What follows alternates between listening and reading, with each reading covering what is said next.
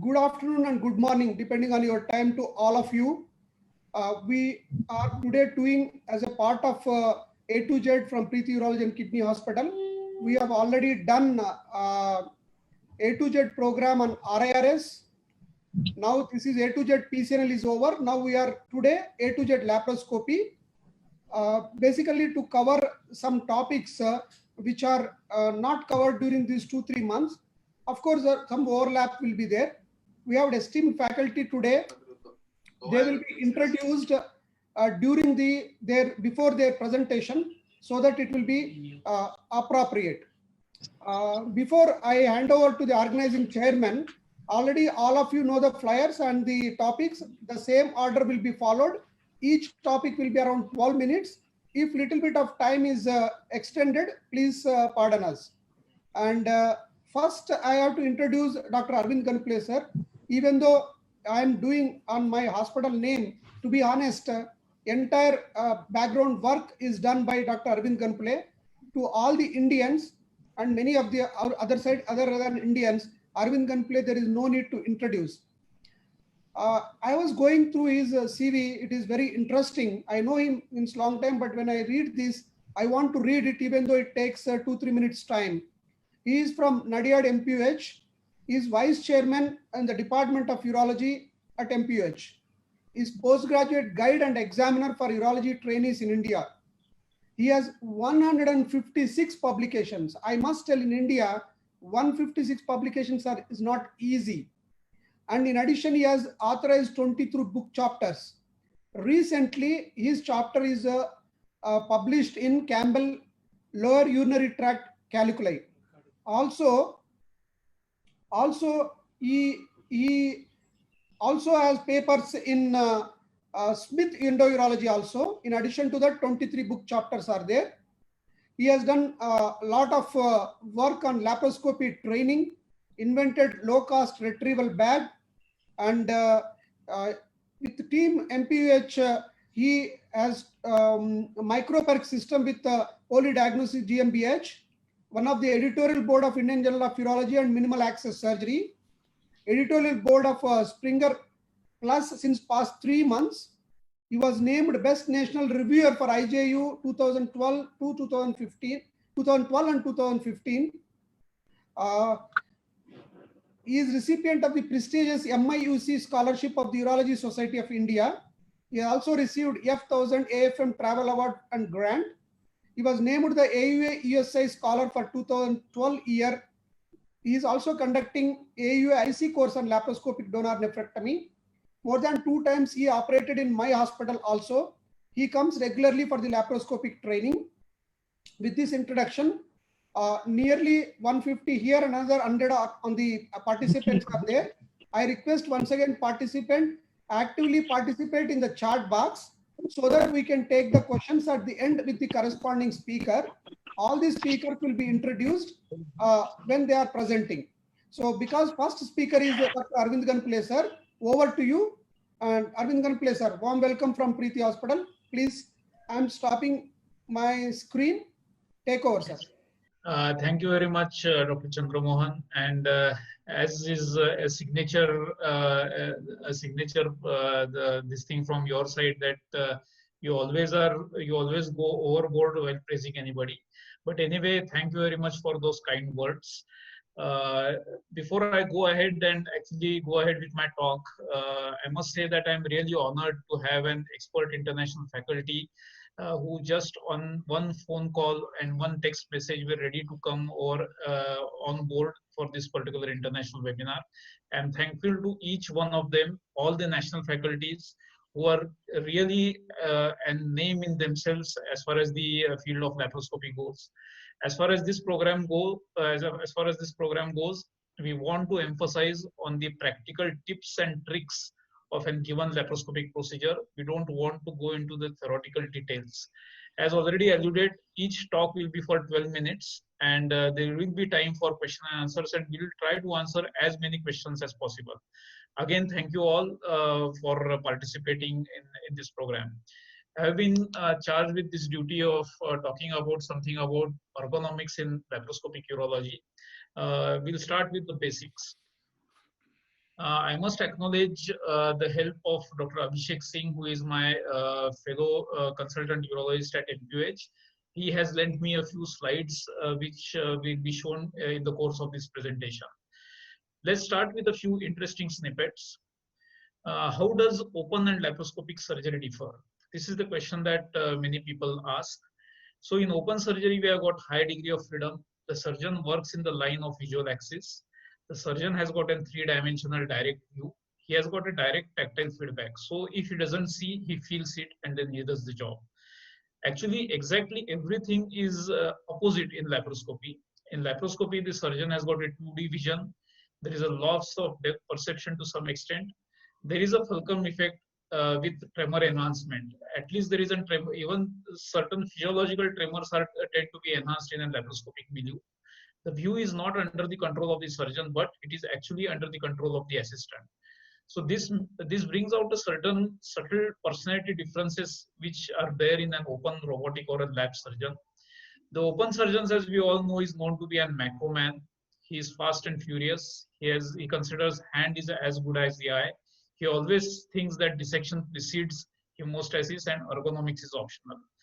But the laparoscopic surgeon will agree has to be a gentle giant. He has to be slow and steady. He has to stop when he cannot see. He should always believe that hemostasis precedes dissection. If he doesn't see, he will not be able to do anything. And that's the reason why we have got this talk for ergonomics, wherein ergonomics is absolutely vital if you want to do any laparoscopic procedure. So why discuss ergonomics? Just plainly putting it, ergon means work and nomos means natural laws of arrangement. So it is the way in which you design your working environment to fit the worker. That's what ergonomics means. So it is a balancing act between 2D perception and 3D perception, a fast surgeon and a slow surgeon. I'll be talking about these 4 aspects of ergonomics, each divided into 2 minutes each. Something about OR setup, something about surgeon's ergonomics, port placements, and instrumentation. Ergonomics is very important because if you properly align your working environment in laparoscopy, you reduce the suturing time, and this decreases certain pressure-related problems such as chronic pain and associated problems for the surgeon. As far as the OR setup goes, this should be the ideal ergonomic OR setup for any laparoscopic OR. The surgeon's operating field and the monitor should be in the same line as you can see here. The surgeon should be optically correct. I'll talk something about this in the next 2 or 3 minutes. As you can see, the whole arrangement should be placed in a single compartment, arranged one above the other. As you can see here, the insufflator is there on the same rack as the monitor, as well as the electrosurgical units are there on the same monitor. The light source is there on the same monitor. As far as possible, if you can afford, definitely you should have an modular OR in which all lines are secure and tangle free.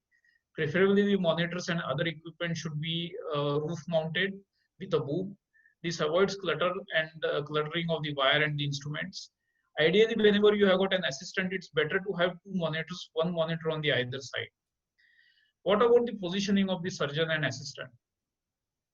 Whenever you are doing a left-sided case, it's always better that the assistant is at the head end of the surgeon near the anesthetist, and then you have got ergonomically properly positioned laparoscopic trays so that you can deploy as well as place the laparoscopic instruments whenever and wherever you want. This would be one of the most unorganic way in which you place the whole rack whenever you are doing when you start doing an procedure. What about the drapes and pockets? The drapes should be placed in such a way that you can put the drapes the way you put the instruments the way you want to and whenever you want to. It's always a good idea that you should have separate pockets for electrosurgical equipments and instruments and sharps. They should be placed in different drapes, and you should ensure that the drapes are positioned in such a way that the deployment of instruments is not hampered. Coming to the next thing is that who sits and who stands. The basis is that this should avoid clashing and overcrowding of the instruments and the operating hands. So it depends on the height of the surgeon. If the surgeon is very tall and the assistant is short, it's always a good idea that one sits down and the other stands. What about the assistant? You can understand that all of us have done laparoscopic surgery. If the assistant is positioned in this way, Many a times he has got problems with mirror imaging and parallax. So it's a good idea to always place your assistant on the same side as you are standing. There is a problem regarding darkness, particularly when we switch off or turn down the lights when you are doing laparoscopic surgery. So you have to always remember of placing the wrong instruments or lifting up the wrong instruments in this dark environment with collision hazards. Coming or going a little bit further regarding the positioning of the surgeon, what should be the ideal posture of the surgeon? So the factors that include are the height of the operating table, the position of the visual display, the position of the foot pedal, port placement, and instruments. Foot pedal position, to look at it would be a very trivial point, but it is very important. Poorly positioned foot pedals demand awkward and unnatural positioning of the surgeon. So pedals should be placed in the same alignment in which the direction of the instrument should be. A pedal with a built-in foot rest is always preferred. And if there are two pedals, always have a foot lamp at the foot end of your near your feet, so that you can identify that which pedal you are pressing on. Ideally, this should be the position for a laparoscopic surgeon. The visual angle should be 15 to 30 degrees down. The instruments at the elbow level of the surgeon. So obviously, condition A would be the preferable position. Like you can see here, the surgeon is standing straight. You can see as contrast to condition B, there is no shrugging of the shoulders. The patient is at the waist level of the surgeon. The arms are pronated as well as a little bit, you can say, extended. So just to summarize, it is a straight head, shoulders relaxed, arms along the side, elbows bent to 70 to 90 degrees, forearms in a horizontal, slightly descending axis, waistline table, gaze down, and straight line principle. This would be the ideal position for any laparoscopic surgeon.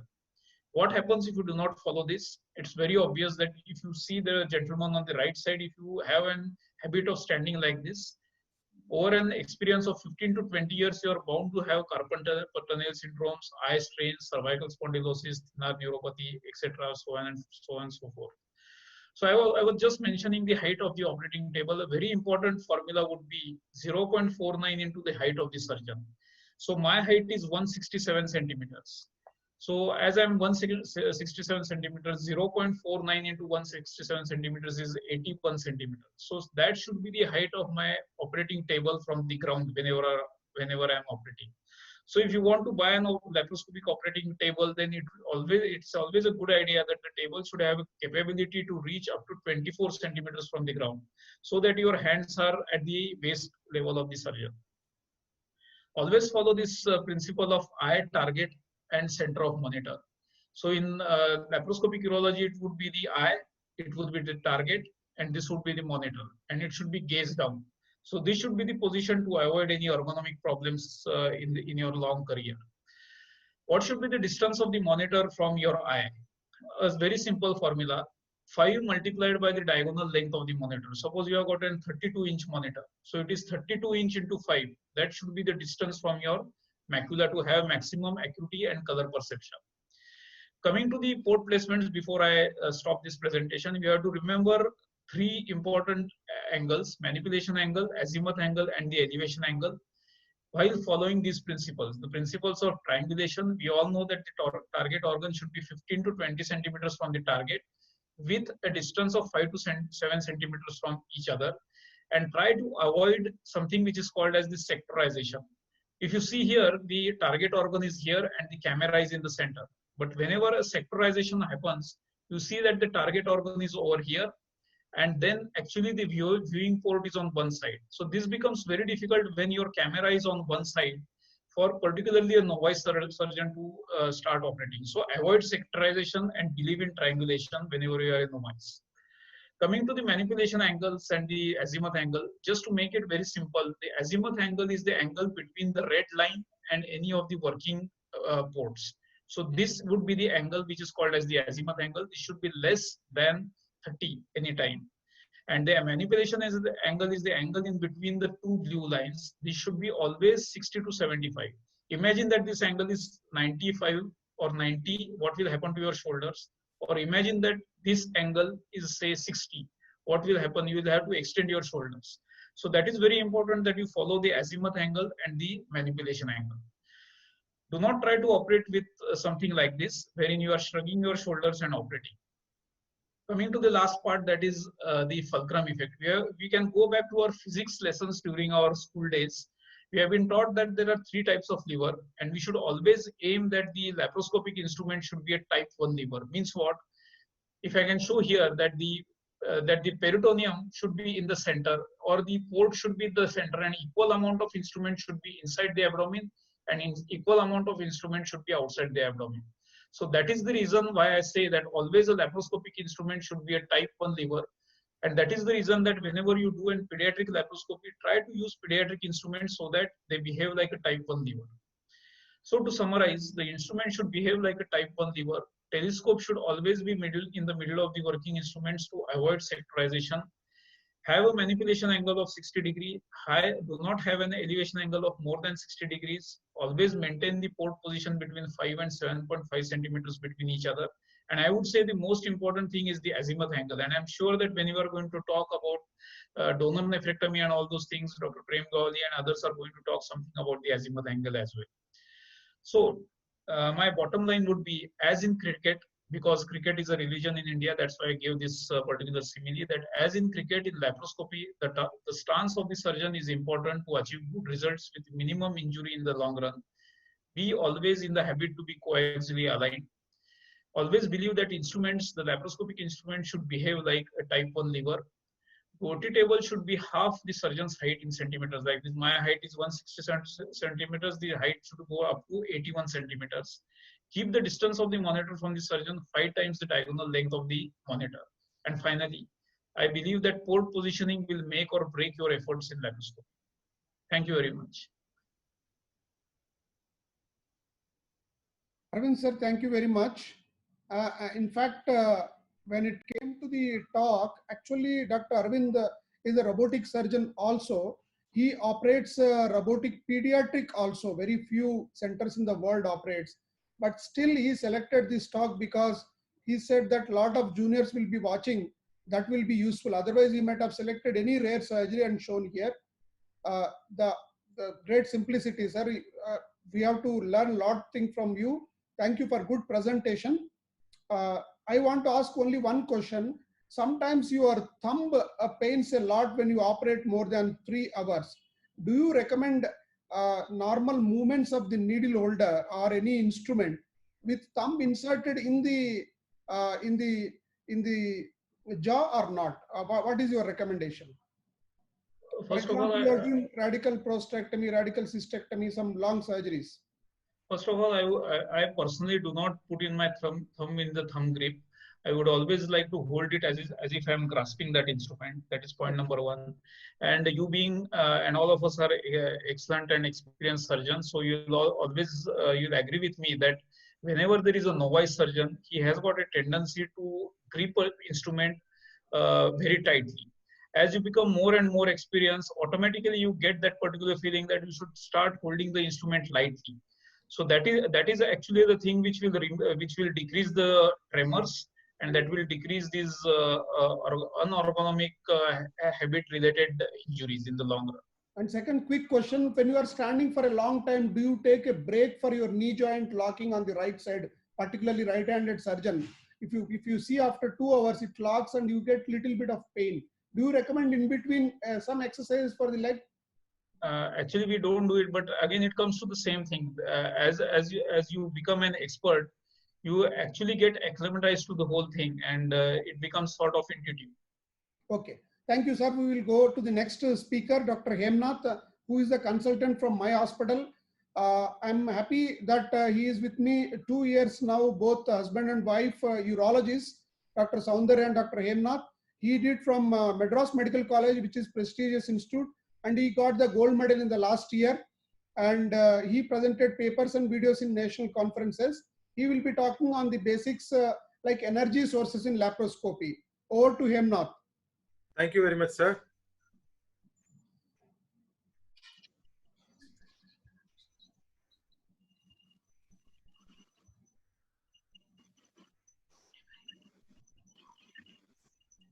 Have you optimized? Yes, sir. I have optimized, sir. Yeah, thank you. Good evening. I thank my mentor, Dr. Chandramohan sir and Aravind Ganpule sir for giving me this opportunity. And nowadays, we are seeing all the advanced urological surgeries being performed laparoscopically thanks to the advanced energy sources at our arsenal. So I have no conflicts of interest to disclose. And the importance of fire and heat in treating diseases was quoted way back in 400 BC by Hippocrates. So electrical surgery, electrical energy in surgery started using in the early 1980s, and surgery that we are using now is nothing but a very high frequency alternating current that is applied to the tissue so that the tissue gets heated up and with the desired results, cutting, cohesion, fulguration, desiccation, and etc.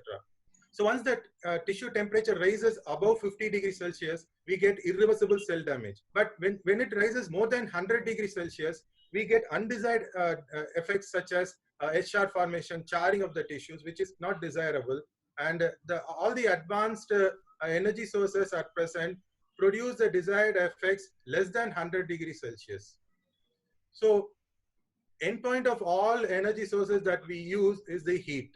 So how it is generated, that depending on that, we classify the energy sources basically as simple generators or monopolar and conventional bipolar systems, advanced bipolar systems, and ultrasonic devices. So monopolar system is the very basic and most commonly used till now because of its versatility, ease of use, and the cost issues. This circuit, we all know that the current goes through the electrode and reaches the tissue, and the tissue gets heated up and produce the desired effects, and the current returns to the returns through the return plate, that is patient plate. When you give the current in continuous waveforms without any interruption, the tissues get heated up rapidly so that the cells burst and we get cutting effect. Whereas when you interrupt those electric waveforms, then you get a coagulation effect because the cells have time to cool down. Then we get the hemostasis effect. When you combine both these, that is called blended current, we get cutting as well as coagulation. The disadvantage with basic disadvantage with monopolar system is that there is a lot of lateral spread of thermal energy, producing a lot of undesirable effects. So that is it is overcome by bipolar system, where the current goes through a limb and it returns through the other limb of the bipolar.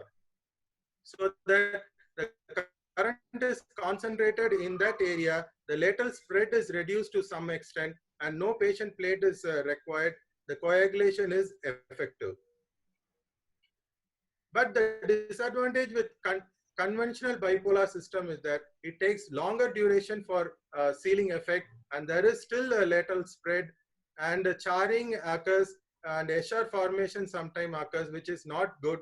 So these are overcome by the advancements in the bipolar system, like the ligashore by the Covidian, which is nothing but a bipolar current with a very good feedback mechanism. The machine assesses the impedance offered by the tissue, and it stops the current once there is effective coagulation happened. And it is inbuilt with a blade which can effectively cut the tissue. So this is very good sealant without producing much HR formation, and 7 mm of vessels can be reliably coagulated. Next, we have the PK system by the Olympus gyrus, which is nothing but again a bipolar system with a plasma kinetic energy production at the tip. It has a strong jaws and cutting effect, but the feedback mechanism which is available in ligashore and N-seal, that is not available in this PK system, but still it is a very good dissector and very good vessel sealant. Up to 7 mm of vessels can be easily coagulated. Then we have this N-seal, which is again a bipolar system with a novel technology of nanoparticles which are embedded in the jaws of the instrument.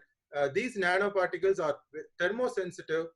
They sense the impedance of the tissue, and they are temperature sensitive, so that they align and disalign themselves, and thereby having a feedback mechanism how much current to pass through the tissue to effectively coagulate it.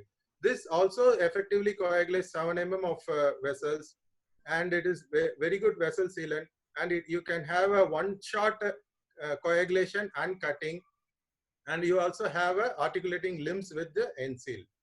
So till now we have seen bipolar systems which are basically radio frequency current converted to heat energy at the tissue level. But whereas in this ultrasonic system, you have electrical energy being converted to mechanical energy at the shaft of the instrument by the piezoelectric crystals, and the mechanical energy is transferred to the tissue.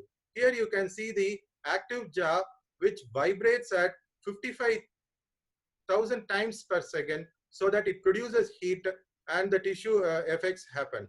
It's a very good dissector and not a reliable not a reliable vessel sealant, but very user friendly, and it's a very precise and fast dissector. So we have seen using one side left hand instrument as bipolar, and a fast dissector like harmonic or monopolar instrument on the right hand side. The Olympus company, they have come out with Thunderbeat, which incorporates both the systems in a single instrument. The Thunderbeat, which has a vessel sealant property with advanced bipolar.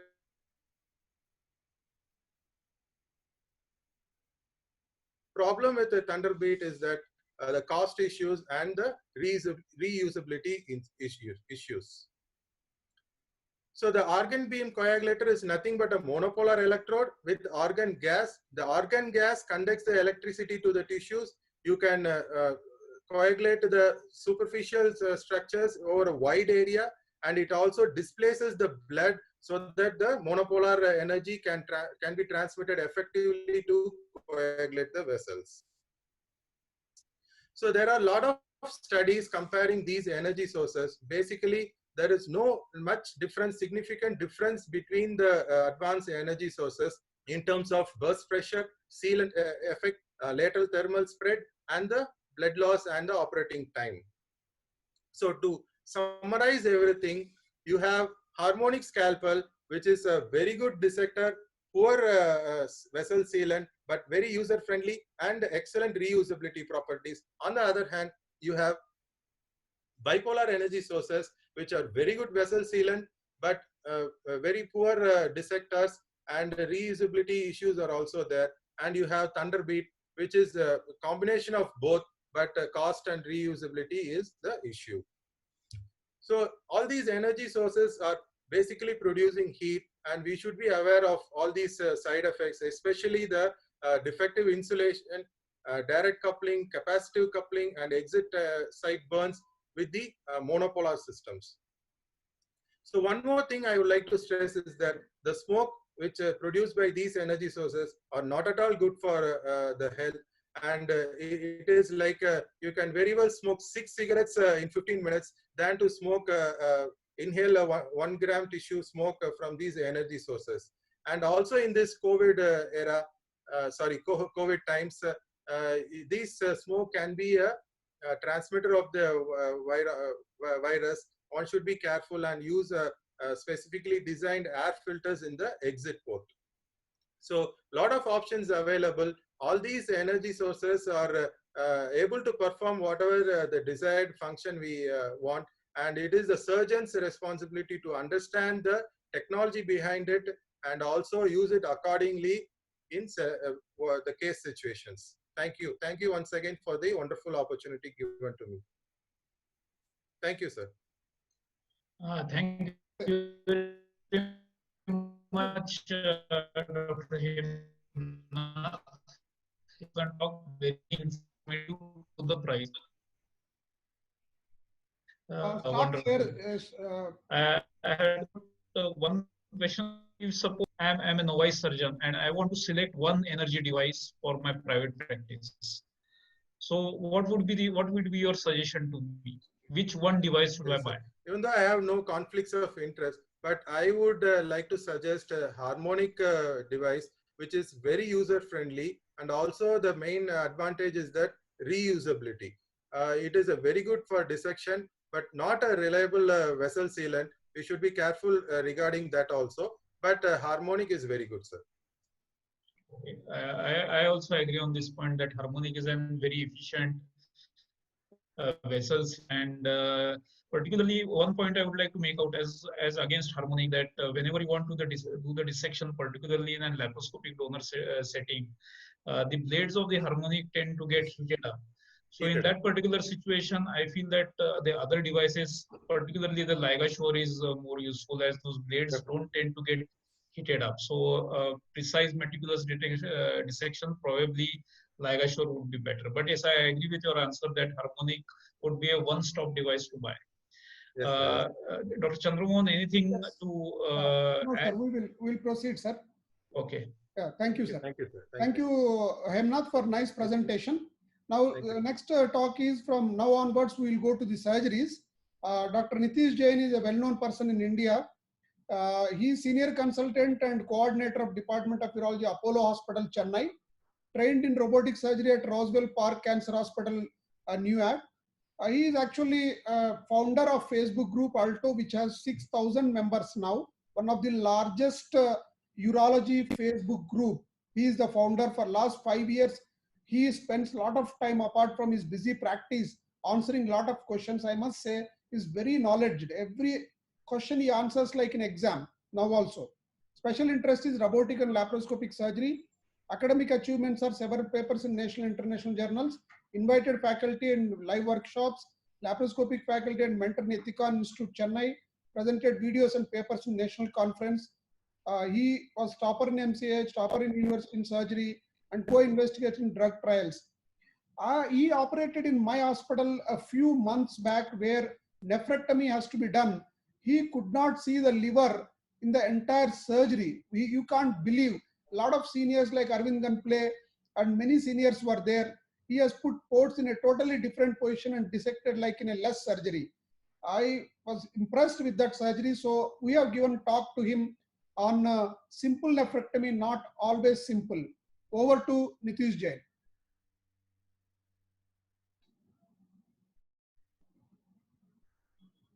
Nitish? Yeah.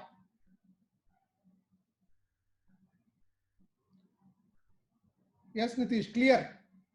You have to unmute, Nitish.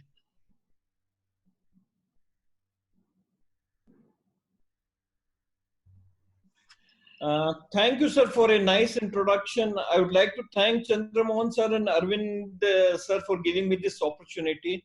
Well, the topic given to me is a simple nephrectomy, but definitely it's not a simple one. It is one of the most difficult surgery probably you can do at times. So, as I start, what is so difficult about simple nephrectomy? Let us answer this question. The mere size of the kidney, which can be very small or very big, can result in difficulty, or gross hydronephrosis, filling the entire abdomen, like in giant hydronephrosis. So there we can have difficulty even inserting the port. So primary access can be difficult. Lot of inflammation can be there because of a stone, old infection, or which can result in difficult hilum due to dense lymphatic, which again can pose difficulties.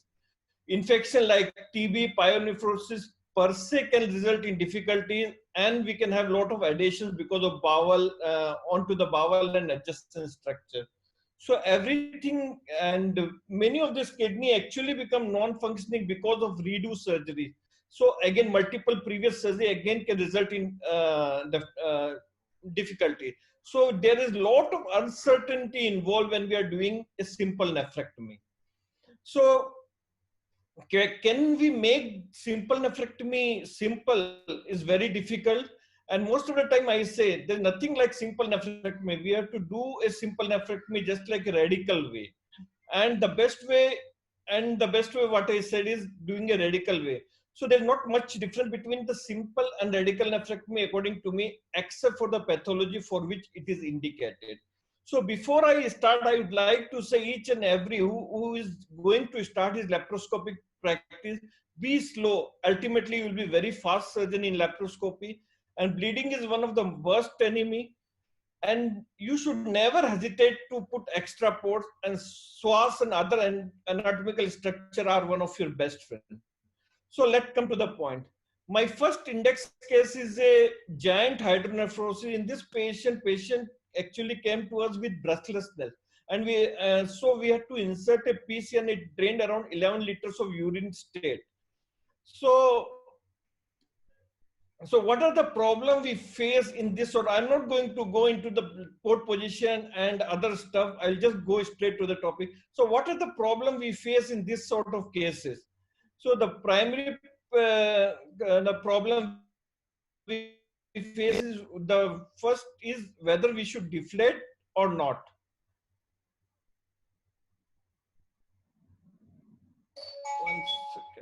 One second.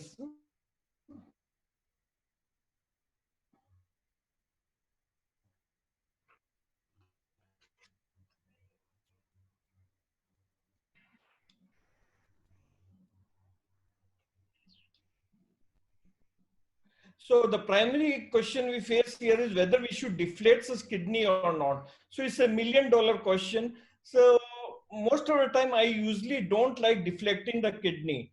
Only so I do half of my dissection without deflation, and once I have done some dissection, then probably we can insert either a needle from behind, or we can put a 5 mm port and we can suck the entire fluid out. So with that, we can just see some anatomical structure. Usually better to have a ureter under our control, and once we see that, we can leave the upper pole. Some of the kidney are very flabby and they will keep on falling onto you. So in these cases, we can fix the kidney onto the abdominal wall. So once we are done with that, with blunt and sharp dissection, probably we can reach the hilum, and once we have cleared, then our procedure becomes very easy. So this is it's a very gratifying surgery, because the ultimate incision will be hardly few centimeters for such a large kidney, and patient also will be very happy when we compare your CT scan images and the incision. Then patient become very happy. So it's a very gratifying surgery if you are able to complete. So deflate. The main question here is whether we should deflate or not. It all depends how the patient presents.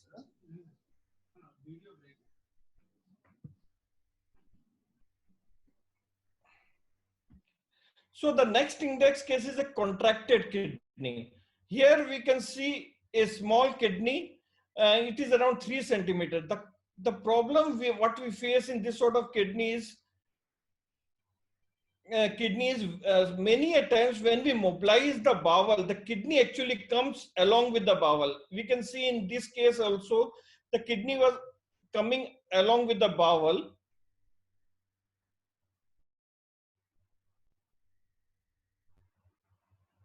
So here we can say the kidney was getting dissected along with the bowel. So we need to hold one of the pole of the kidney or some tissue, retroperitoneal tissue, hook it up, and then dissect the bowel of the kidney. So dissecting behind the kidney, probably in that case, you may not find the kidney, and it becomes very difficult in this sort of cases. So most of this kidney actually are end result of vesico-ureteral reflux. So there is lot of chronic inflammation involved. So you will have difficult plane definitely. So you have to be very gentle and very slow to achieve the final outcome.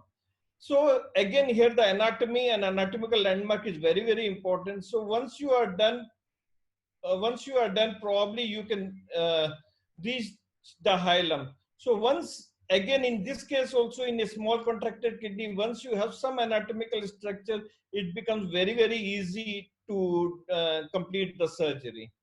So the next case is a xanthogranulomatous kidney. These are probably one of the most difficult case for simple nephrectomy.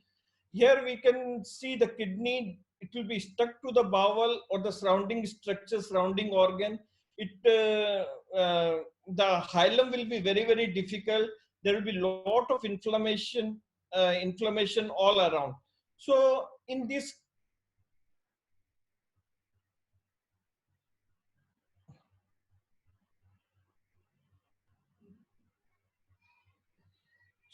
cases, we'll have a lot of inflammation all around. So we need to be very, very careful. Here we can see there is a lot of inflammation. The kidney is adherent to the bowel.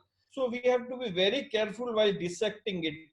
Bit by bit, we have to take small tissue. Rather than taking a big bulk of tissue, we have to take a small chunk of tissue and dissect it off the bowel and the surrounding structure. So once we have dissected all around, then the next challenge what we face in genitopneumotor hydronephrosis is the hilum. The hilum will be very, very, very, very sticky here, and we can see here almost everything, it looks the same.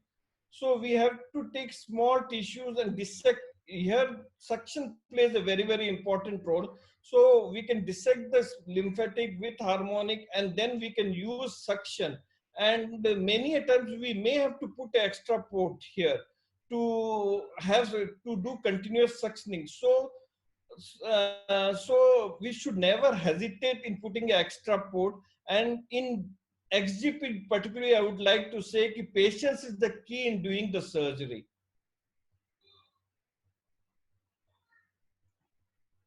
The next case is a pyonephrotic kidney. Here the challenges what we face is the kidney may be adherent to the surrounding structure, and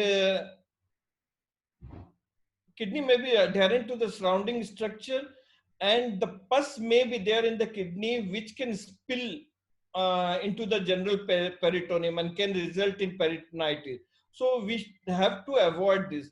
Most of the pyonephrotic kidney is better to put a PCN. If you are suspecting pyonephrotic kidney, it's better to put a PCN, drain the pus, stabilize the patient, and probably after couple of weeks do the surgery. Most of the time the inflammation settles. In this case also we have inserted a PCN, and the dissection was done. Again, we have to go in the right plane, do our dissection slowly and nicely, and identify anatomical organ.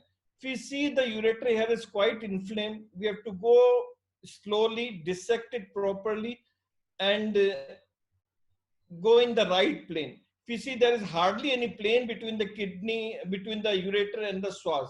And in all these cases, there will be a lot of inflammatory vessels in and around the kidney. Small vessels, inflammatory vessels. So a bipolar helps a lot in doing the surgery. So simultaneously, we can use harmonic as well as bipolar, and we need to keep on clearing the blood using a suction. So once that is done, you can reach the hilum. Again, the same difficulty what we face in XGP can happen. But I will tell you, as compared to XGP, the hilum is pretty well defined in case of pyonephrosis. The pyonephrosis, the main challenge is dissecting the bowel and not preventing spillage of your pus into the peritoneum. So the last case is probably one of my favorite, which Dr. Chandra Mohan was talking about. It is because it's a right-sided laparoscopic nephrectomy, and we couldn't see the liver. There were quite a few esteemed faculty who were present in the hall, and it was being watched live, and no one was able to see the liver. It was done in the live conference, and no standard ports were put. The umbilicus was used as the camera port, and one port was in the iliac fossa. The other port was in suprapubic fossa, suprapubic area. This is the subcostal area. We are not able to place any epigastric or a subcostal port, which is required for a standard nephrectomy. So this is the case. Is a large kidney, tubercular kidney. We can see which was non-functioning. So we tried to see, these are the three ports. We tried to see, you can see the kidney here, the enlarged kidney, but everywhere whole omentum is being stuck and we don't know what is there behind. So in all these cases, what I feel, caesar dissection is very, very important.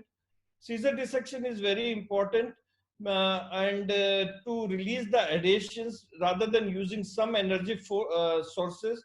And once it is done, then we need to create a plane and identify some anatomical structure. Here we are able to see IVC actually transperitoneally. So we actually dissected in that plane, and once we have gone in that plane, we are able to see the ureter here and the psoas. And with that landmark, again the importance of the landmark here, but with that landmark we are able to proceed with the surgery. Here we can see, you are not able to see any lever or anything, the entire omentum is fixed there. So once that is done, we are able to reach the hilum, and entire surgery could be completed with that port. So the important message from this surgery is, we don't have to be, the port placements are actually arbitrary. We don't have to be fixed about a port placement. Of course, Dr. Arvind have given an excellent talk about triangulation and all, but with increased experience, probably the port placement is not fixed. We should have a good anatomical knowledge, and we should never hesitate in this sort of cases to convert. In case if you are not proceeding, probably we need to convert. And again, the message is, slow and steady actually wins the race. So what are the technical point in case of simple nephrectomy? It's always, we should never try to put an extra 5 mm port. It will create $1 million difference in our outcome of the surgery. Position of ports are never fixed, and it can change according to the size of the kidney and build of the patient. The anatomical landmark are very important. Psoas and other anatomical structures are your best friend for your nephrectomy. The first structure what you encounter to the mid portion of the kidney is duodenum, not the IVC. And the easiest way to identify ureter in most of the cases is lift the lower pole of the fat. By doing so, you will stress the tissue medial to the kidney, and thereby making the identification of the ureter very easy. Cut the ureter. You should cut the ureter towards the end. It will help in prevention of twisting or rotation of the kidney. And in simple nephrectomy, you can always leave the gonadal untouched. This is what I have experienced. We should not touch the gonadal, especially on the left-hand side. So in that way, we can prevent unnecessary lumbar vessel dissection. And it is always better to leave right gonadal untouched, both in simple as well as radical or your donor nephrectomy. Adrenal vein, in most of the cases, it lies almost opposite to the gonadal vein. So if there is no angio available in many of the simple nephrectomy, actually, even the radiologists also, they don't give angio, renal angio. So in these cases, clamping the, once you have clipped the artery, to make sure there is no other artery available, we should clamp the vein and see whether the vein is filling or not. And so this is all about negotiating a difficult simple nephrectomy. Thank you. Thank you very much, Dr. Nitish. Really to the point and very informative. I would like to ask you just one question. Preoperative and intraoperative. What would be the points where you will say that this is the case where I will not do an laparoscopic nephrectomy, and intraoperatively you embark on the surgery, you are proceeding, not progressing. What would be the point you say that now I'll not be able to complete this procedure laparoscopically? So 2 points. Can you just elaborate? Actually, it's very, very difficult to say. And most of the time, if I'm able to mobilize my bowel well, and see, if you see on right hand side, the two structures which we are more worried about, one is the bowel and IVC. Bowel complication, what I tell even my registrar, bleeding complication I can handle. Bowel complication for me is very difficult to handle, like injuring a duodenum or a colon. So if I can mobilize the bowel, probably I will proceed, and I will try to proceed doing laparoscopy. Same on the left hand side also. If I can mobilize the bowel well, it comes down, and if I can lift the kidney a bit, if I can identify one important structure, either the lower pole of the kidney or the ureter, some structure, then probably I will proceed proceed with laparoscopy only. So very well said. I think the point he wants to make is that if you don't see the landmarks are not very clear. That would be the point wherein you say that this will be the case for open conversion. Yes. Yes. Thank you very much, Nitish. Dr. Thank you, Chandramohan, sir. we proceed. Yeah. Thank you, Nitish. It looks like less surgery, which is done from the left iliac fossa. You will be seeing parallel. I have seen in Nadiad once, 2007, single port surgery from the left iliac fossa for nephrectomy, where you will have a stereotypic view. Parallelly, you have to go onto the hilum like that you did. Thank you very much. We will go to the next speaker. I think he is Professor Prem Giwali, senior. I request Dr. Arvind Ganpule to introduce such senior surgeon. Arvind sir. Arvind sir. Arvind sir. Yeah, I Dr. can hear you. I am speaking. Yeah, sorry. It is my privilege to introduce Professor Prem Giwali. He is a well-known figure in this part of the globe. I have got the privilege to know him since the past 15 years. He is known for his work for Nepal Urology Association. He is the founding Secretary General of Nepal Urological Association, as well as he is the past president of NUS. Significantly, he was the person who was spearheading the MOU between the Urological Society of India and NOS, which is now operational since past many years. He was the founding head of the department and chairman at Kathmandu, and that is the time. Arvind, I cannot hear you. Am I audible? Yes, we are able to hear. Yes. His areas of interest include PCNL, RIRS, as well as laparoscopic surgery. As we all know, his special interest is in the field of transplantation. So we have appropriately given him this talk, wherein he'll be discussing the technical nuances in laparoscopic donor nephrectomy. Over to you, Professor Giwali. Hello, I cannot hear anybody. We can hear you, sir. No problem. You can go ahead, sir. You can go ahead. You no, it is not on mute. Now, yes, you are unmuted. Sir, your voice we are able to hear. Please go ahead with presentation. I am not hearing. You can start your presentation, sir. Even I remove it. Speak, sir. You go ahead with presentation. Acha. Hello. Call him, quick. You can go ahead with your presentation, sir. No, sir. Arvind, sir, he is not able to listen. So if we tell also, we will call him. Okay. I am seeing just your lips are moving, but I cannot hear. Start. Go ahead. Can I go? Yes. Okay. Start. But I cannot hear anybody, okay? No problem. Go ahead. Thank you. So now I'm starting my presentation. Yes. Probably you will see my PowerPoints. Okay. Are you hearing? Yes. Okay. So first of all, I would like to thank Dr. Arvind Ganpule from MPUH. We cannot see with you, whom sir. I have a long history of. I can see. Can you hear? Yes. Long history of relationship with the MPUH, and Dr. Chandramohan is very good friend from Preeti Hospital, Hyderabad. So I want to thank everybody to giving me this platform to talk about the laparoscopic donor nephrectomy. So while talking about the laparoscopic donor nephrectomy, we must remember all those three guys. Ralph Kleeman, who did first laparoscopic nephrectomy in 1991, and in 1995, Lloyd Ratner and Louis Cavusci performed the first laparoscopic donor nephrectomy. Chandramohan, we are not seeing his presentation. Yes, sir. I am calling him. The concept about removal of organ for transplantation is unique. Sir, here, a healthy donor share the screen. Exposes the risk for surgery solely for the benefit of another individual, not for himself. And living kidney donors always exceed any reported cadaver result, whether it is in the graft survival or the complication rate, always the living donor kidney is better.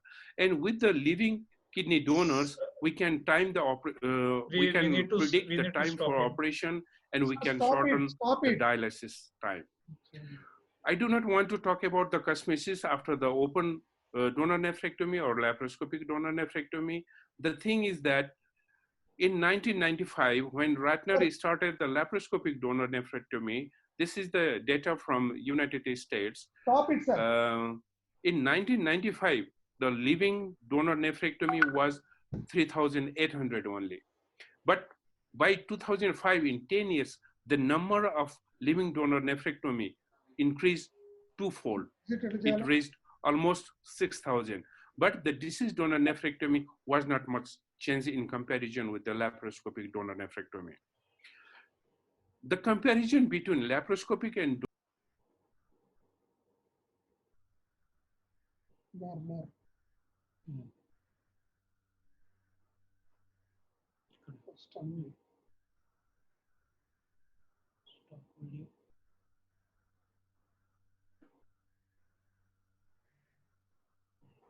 Exeter.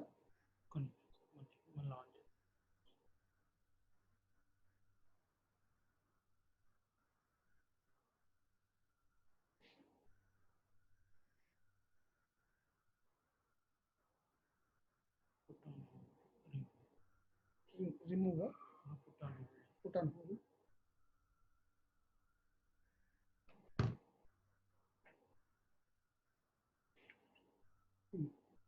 Dr. Chandramohan? Yeah, now we have put him on a hold. Yeah, so what we'll do in the meantime, let Rajendra. We will go to the next presentation. Yes, I think let Professor Ali talk, and then in the meantime we'll sort it out with Dr. Prem Gwali, and then we'll take him. Okay, no problem. He's not lifting phone. Now we'll go to the next.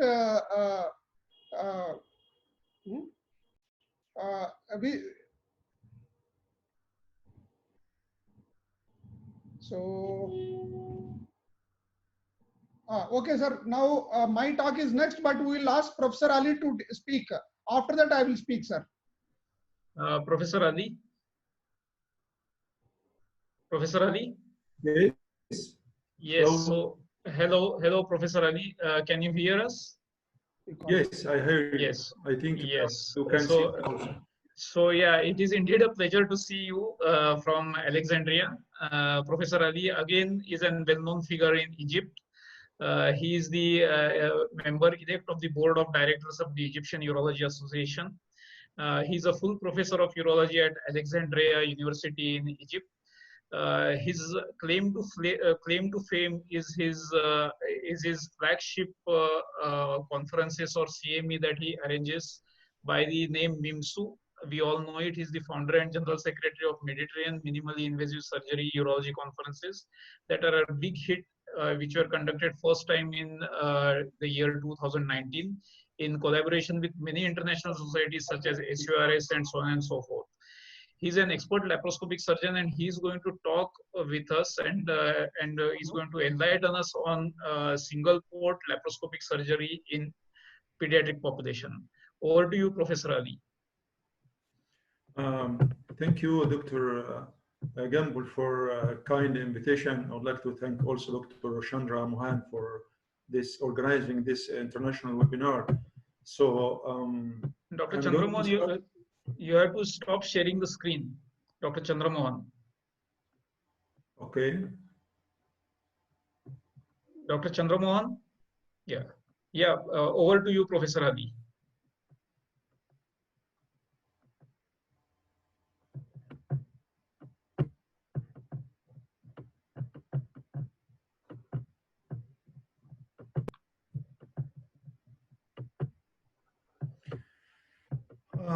So it's my pleasure to be with you in this international webinar about laparoscopy in urology. And I think you are in this program, you are covering different points. So I'm going to speak about the LIS pyeloplasty in pediatrics and giving some maybe tips and tricks about this. although I am not a pediatric surgeon, but actually at the beginning of doing this surgery, we just wanted to verify the feasibility and limitation of doing this in pediatrics. So before starting, actually, this is just to remember a very close friend who just died 2 days ago from corona. He was a very kind person. He is a pediatric urologist, and he was the chairman of the pediatric urology section of the Egyptian Urological Association. That was Professor Salim Khalil. May Allah keep him in paradise. So if we would like to speak about the pediatric pelvic junction obstruction, it is, of course, as you know, it is the most common cause of pediatric hydronephrosis. It carries the risk of recurrent infection, stone formation, hypertension, and hematuria. And if it's been neglected, it may result in deterioration of the renal function and loss of the kidney function at all. And still consider the open pyeloplasty the gold standard for treating of uretero-pelvic junction obstruction. And if we would like to have minimal invasive intervention, we definitely will go through LIS or laparoscopy. And if we would like to have a more smaller incision, we will go through LIS. And to optimize suturing, because with the open surgery you can have a loop, although with laparoscopy, of course, we had magnification up to 10 times, but with the open surgery, still you can have more fine sutures. If you need to have rapid recovery, you go through the laparoscopy or LIS. And because open surgery, until recently, it was associated with a shorter operative time, so it was associated with the less anesthesia time. But recently, now the laparoscopy and maybe less has the same time like the open surgery. There are some factors that may affect the less, and in fact, I'm just trying, yes. This is considered the natural advancement in the minimal invasive surgery that carries more advantage of the conventional laparoscopic pyeloplasty. And as you know, since the first report of LIS in urology in 2008, there is an increasing report about the using of LIS in urology, and every indication has been reported with LIS in urology so far. And the first LIS pyeloplasty was done by Desai and his group in 2008.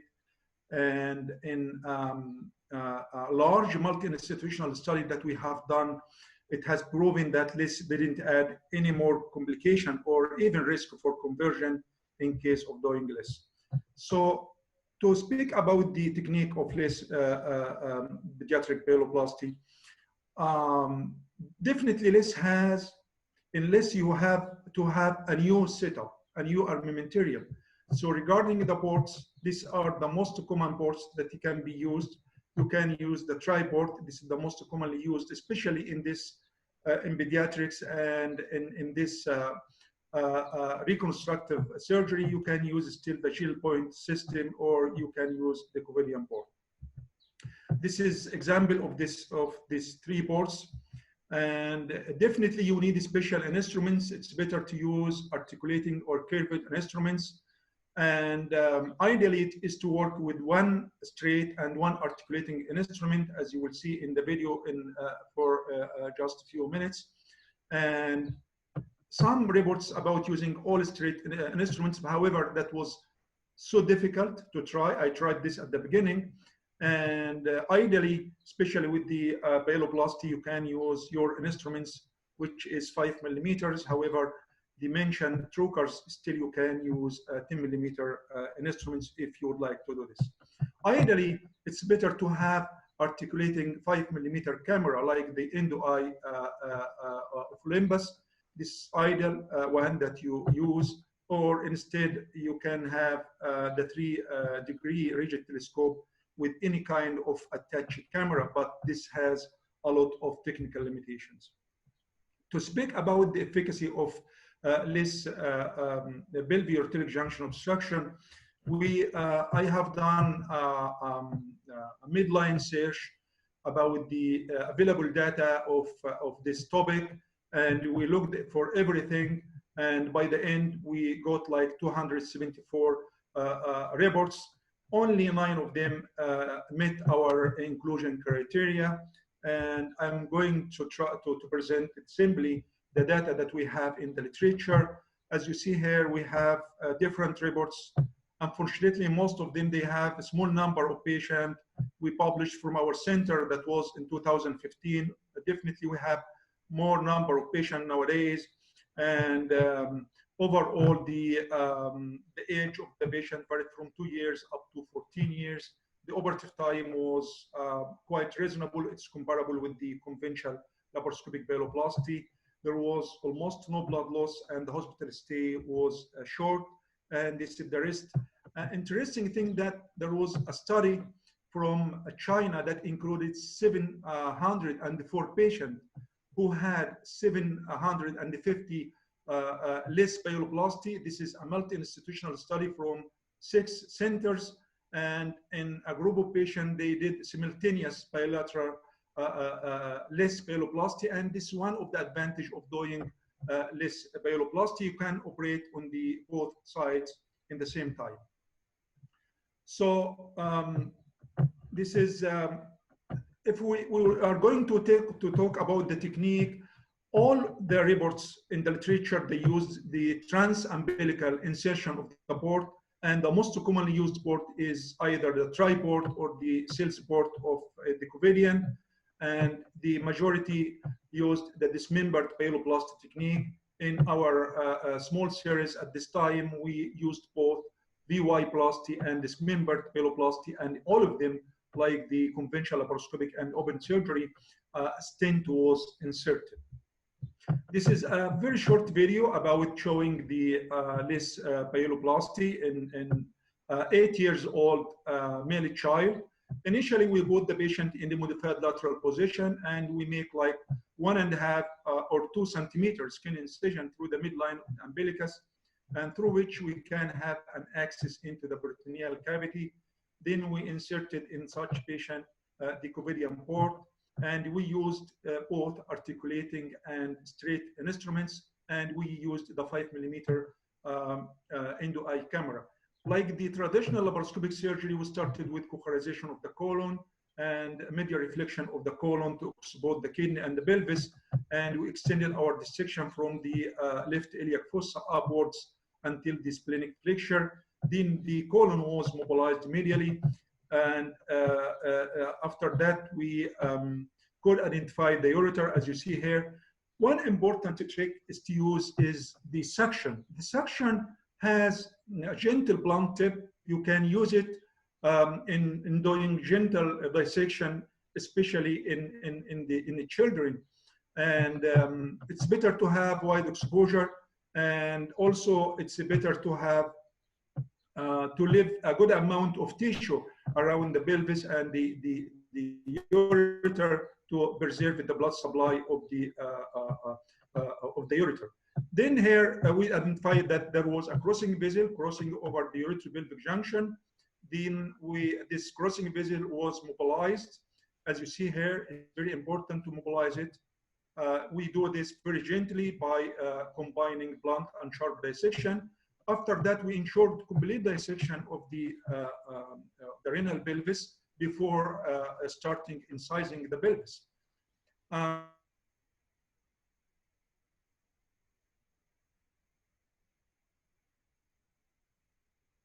Through the anterior abdominal wall of the child, and you pass it through the pelvis, and by this it can save one hand for retraction, especially if you don't like to add an extra port. Then we incise the pelvis, and another one tricky thing that we do is to do spatulation of the ureter while it is partially still attached to the pelvis. This is very important. It helps in stabilization of the stabilization of the uretero-pelvic junction, and also it avoids spiral rotation of the ureter. And this is one of the advantages of using articulating instruments. It allows an easy speculation, especially for this small narrow ureter. And after this, we do complete dismembering, and we excise part of the pelvis. And we should do this, especially if we have a huge pelvis, to give a better chance of the reduction of the hydronephrosis. Then we transpose the ureter, and to have a wide anastomosis between the ureter and the pelvis. Then we extended the incision into the pelvis a little bit. Then we started the hand-free intracorporeal suturing without adding any extra port. And for this, we used the 4-0 vehicular suture. Subsequently, we started using the 5-0 vehicular suture for having a smaller size needle and more fine sutures. And especially, and exactly like as we do with the conventional laparoscopic pyeloplasty and with the open surgery, we do a meticulous anastomosis between the posterior aspect of the uretropelvic anastomosis. And we prefer to do this in a continuous manner. And almost, I'm just running the, to save time, running the video. And it's important to do stretch of the ureter while anastomosing it to the pelvis to have a watertight anastomosis of the uretropelvic junction. And this is another important and tricky thing. You can use that was absolute, it's absorbable. You can use it because, as you know, that it's technically challenging for the intracorporeal knot tying in such technique. And our routine is to insert the double G antegradially, and we put it in the pelvis. Then the stay suture, we pass it from behind to have a better exposure of the anterior aspect of the our anastomosis. And then we continue our anastomosis of this aspect like the previous one. And this is almost the final suture. And after this, we apply another clip and we remove our stay suture. And here, this is the final view. This is a funnel shaped uretropelvic junction, and it's crossing in front of the crossing vessel. So we, of course, definitely there is a learning curve for LIS, and we have published an interesting article about this in the Arab Journal of Urology 2 years ago. And we look for our series at this time of 179 patients. The conclusion was that at least we need 30 patients to have optimum results.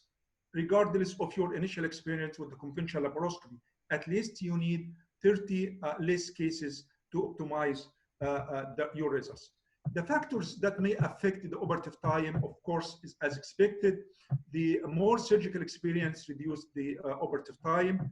The narrow intrarenal pelvis increase the operative time. Dissection is much easier in the children because of the less fat. Also, there is a thinner abdominal wall that was associated with the faster access and exit. And adhesion definitely associated with the prolonged operative time. And whether to fix the double J antegradally or retrogradally, it's a matter of debate, as you know, even with the conventional laparoscopic surgery. Also, the same factors may affect the blood loss, like the less fat content of the abdomen in pediatrics, the small size of the incision, the presence of adhesion is associated as expected with more blood loss. And the factors that may also affect the shorter hospital stay in different reports that I presented is the smaller incision, the less postoperative pain, early food, oral food intake, early recovery. However, the longer operative time is associated with the delayed recovery and longer hospital stay. If we look to the complication of the LIS, in case of LIS pyeloplasty in pediatrics, almost different reports, they don't have any intraoperative or postoperative complications. Even those who reported complication, it was minor complication and that was managed conservatively. In this larger series, there was no intraoperative complication. The majority of the complication that they had, it's 8%, it was minor. and only 2% of the cases had major complications. So if we look to the functional results, almost the success rate varied from 95 up to 100% on most of this series. This is an example of one of our patient. This is the patient that I showed in the video. That patient had left advanced hydronephrosis. The kidney had delayed function. We cannot see the right kidney because that was a delayed phase. And this was his follow-up after 6 months, showing marked reduction of the left hydronephrosis and patent uretero-pelvic junction anastomosis. So this is if we look for the conversion, there was no conversion, only one case that was conversion to open surgery, and in 2 series there was a conversion to I would say it's reduced port laparoscopy in 2 cases among of this different series. If we compare less pyeloplasty in pediatrics with the multi-port laparoscopy, less pyeloplasty has single incision. It has a hidden incision with better cosmetic outcome and less psychological and social effects. And it has less pain and less analgesic requirement, and definitely has better satisfaction for the patient and their parents. Also, it has shorter hospital stay with early recovery, and it doesn't add any more complication to the patient. And in young children, bilateral simultaneous pyeloplasty is feasible through the same incision. Also, it didn't add more time for the surgical time, and there was no significant difference in the blood loss compared with the multiple port laparoscopy. This is an example of the same patient. This is the same patient I showed in the video. This is the immediate post-abortive picture, and this is his follow-up picture after 6 months, showing almost non-visible umbilical scars. But actually, I would like to highlight some difficulties of less pyeloplasty in pediatrics. There are inherent technical difficulties of less in general, and so far we don't have any instruments for less in pediatrics. So to do less in pediatrics, we have to use what is available now for the adults. And also doing such intracorporeal suturing technique is technically challenging, and it needs more training because of lack of triangulation and difficult ergonomics. And so far, we don't have a lot of prospective randomized comparative studies comparing between less and conventional laparoscopic pyeloplasty in pediatrics, and still we need development of the instruments. So how to optimize our results is to have more training. Less should be done by experts in less after gaining good experience, especially we should start in adults, then we move to pediatrics. And it's better to be done in high volume center. And there should be better patient selection. To avoid patients with a small intrarenal pelvis. And it's better to have a special robot for a robotic-less surgery in pediatrics. I think the new robot that now was developed by Jihad Kayuk, it's been dedicated for adults. So far, we don't have any experience about this new robot in pediatrics. And the take-home message to make things easier is to make a cameraman while you are working behind the surgeon, and to have this. The camera should have a coaxial cable, and that can be done only with the endo-eye camera of Olympus. It's better to use long and short instruments in both hands, and it's better to use articulating and curved instruments. And you can have crossover of the hands and instruments both inside and outside the abdomen of the patient. And it's better to use a trans-abdominal stitch H that can hold redundant tissue, as I showed in the video. And it's better to use the long suction that helps in dissection, as I also showed in the video. And at any time, you shouldn't hesitate to add an extra port, because the safety and the success of our procedure is our main goal. So you shouldn't hesitate to add extra port at any time, or even to convert to conventional laparoscopy. So finally, I would like to thank you for giving me the opportunity again to present with you today. Thank you very much, sir. for the wonderful presentation. Now we will, Prem sir, are you able to listen me? Yes. You unmute, Prem sir. Yes, I am. Yes, you hear me, I think. Sir, Professor Ali, thank you very much, sir. You are very welcome. Thank you. Ganpule sir, you want to ask any question to sir? Professor Ali, there is just one question from my side regarding the preference for the ports. I saw that you are using the Covidian ports. So do you have any experience of using any other homemade ports or ports from any other company? Point number one. And the second answer, if you can quickly answer, how do you select your patient which will have a less approach and who will have a standard approach? Actually, we started when we started our less experience. We started with the tripod of Olympus, but by this subsequently we had some problem, and the company had some problem in Egypt, so the port was not available so far by this time. So that's why I have to move to the Covidian port. So we have experience with the Covidian port and the tripod. Regarding the selection of the patient, as I mentioned, it's better, for my experience, to do less in little bit older children, and it's better to avoid having recurrent cases and a patient with a small intrarenal pelvis, because those cases will be more difficult. Thank you so much, Professor Ali. You are so much exactly to the point, and you have hit the bullseye. Wonderful presentation. Thank you very much.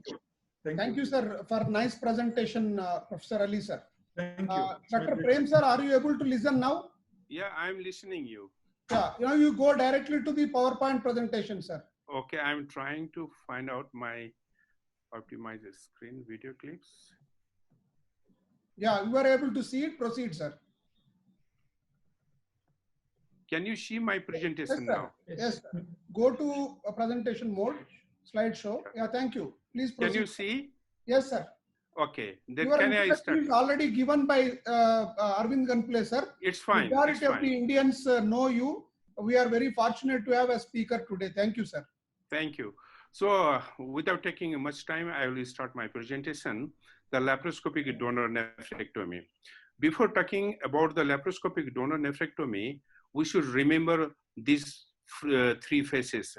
Ralph Kleeman, who started the first laparoscopic nephrectomy in 1991, and Lloyd Ratner and Louis Cavoshi, they did first laparoscopic donor nephrectomy in 1995. The kidney transplantation or any transplantation is such a surgery where the healthy donor exposes the risk of surgery solely for the benefit of another individual. And living kidney donors exceed any reported cadaver results by 10 to 15%. And with the living kidney transplantation, timing of operation can be planned and dialysis can be shortened. I'm not talking about the cosmesis of the laparoscopic and open donor nephrectomy.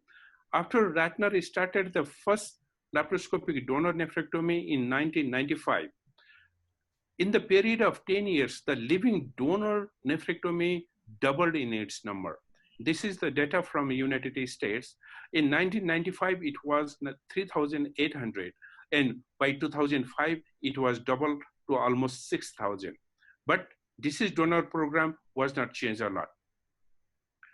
There is comparison between the laparoscopic and open donor nephrectomy. Only in the warm ischemia time is little longer in the laparoscopic donor nephrectomy, we know, because while doing the laparoscopic donor nephrectomy, we do not mobilize the kidney completely. While in the open donor nephrectomy, only the artery and vein are left and everything is mobilized. So in laparoscopic donor nephrectomy, after transecting the vein and arteries, we mobilize the kidney and we retrieve the organ. That's why the first warm ischemia time is a bit longer. But talking about the post-operative recovery, the return of the bowel sound, regular diet intake, hospital stay, and return to full activity is far in favor with the laparoscopic donor nephrectomy. There is one publication from Iran Nasir Shimfarus has published this paper in Journal of Endourology in 2014. They had compared the complication rate of the laparoscopic donor nephrectomy. In their 1,500 cases, only 6.1% complication was seen in laparoscopic donor nephrectomy, which is comparable with the open donor nephrectomy also. And Clavin Dindo grade 5 was 0, and grade 4 was 0.2%, and most of the complications were grade 1 and grade 2. And talking about the graft survival in kidney recipient, the 6-month survival was 96%, while 5-year survival was almost 90% with the laparoscopic donor nephrectomy.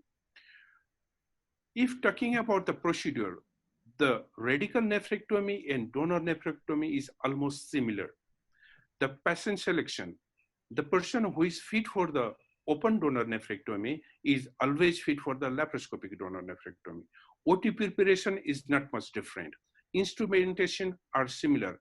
Procedure is also same. Only the thing is psychological pressure on the surgeon. That in ordinary cases, after the radical nephrectomy or simple nephrectomy, the kidney goes to the pathology lab. Here, after the donor nephrectomy, kidney goes into the body of another patient. So there is the psychological pressure. Here I want to start a short video about the laparoscopic donor nephrectomy, where always we should have the radiological imaging to see the vessels. It is better to have the CT urogram or CT angiogram, and the port size, where you will put your working instrument and the camera. It depends. After that, you create the pneumoperitoneum. Do not plan it before the pneumoperitoneum. Here I am marking the site of the port, which is made before the pneumoperitoneum. Later you can see after putting the varus needle and making the pneumoperitoneum, all those ports will be moved. So I prefer the varus pneumoperitoneum with the varus needle in the Palmer's point.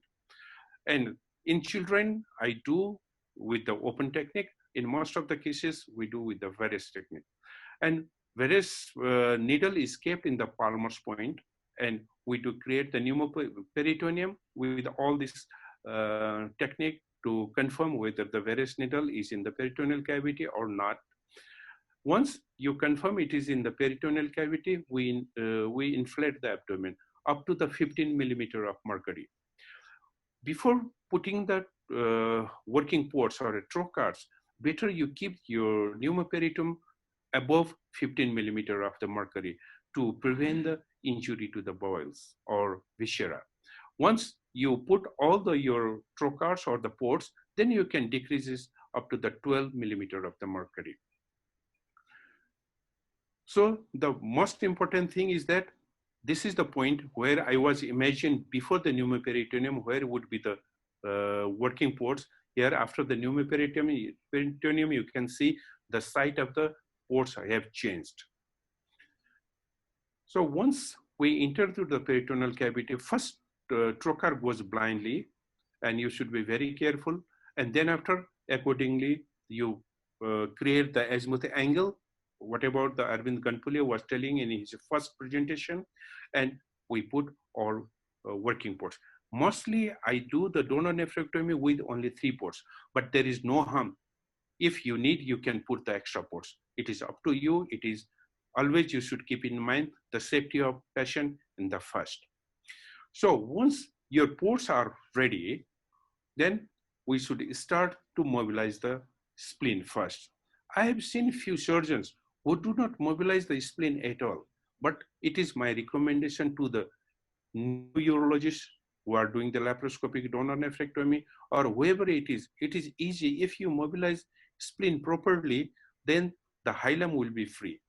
And we should, Nitesh has said, always you should go with your landmark organs.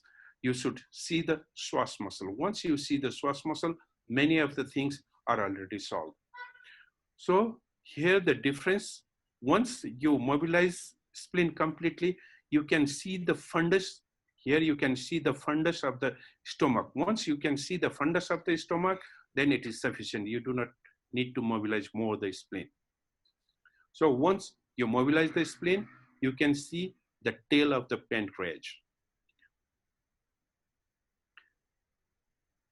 You can see the tail of the pancreas here. Yes, just beneath the tail of the pancreas, there will be the renal vein and renal artery.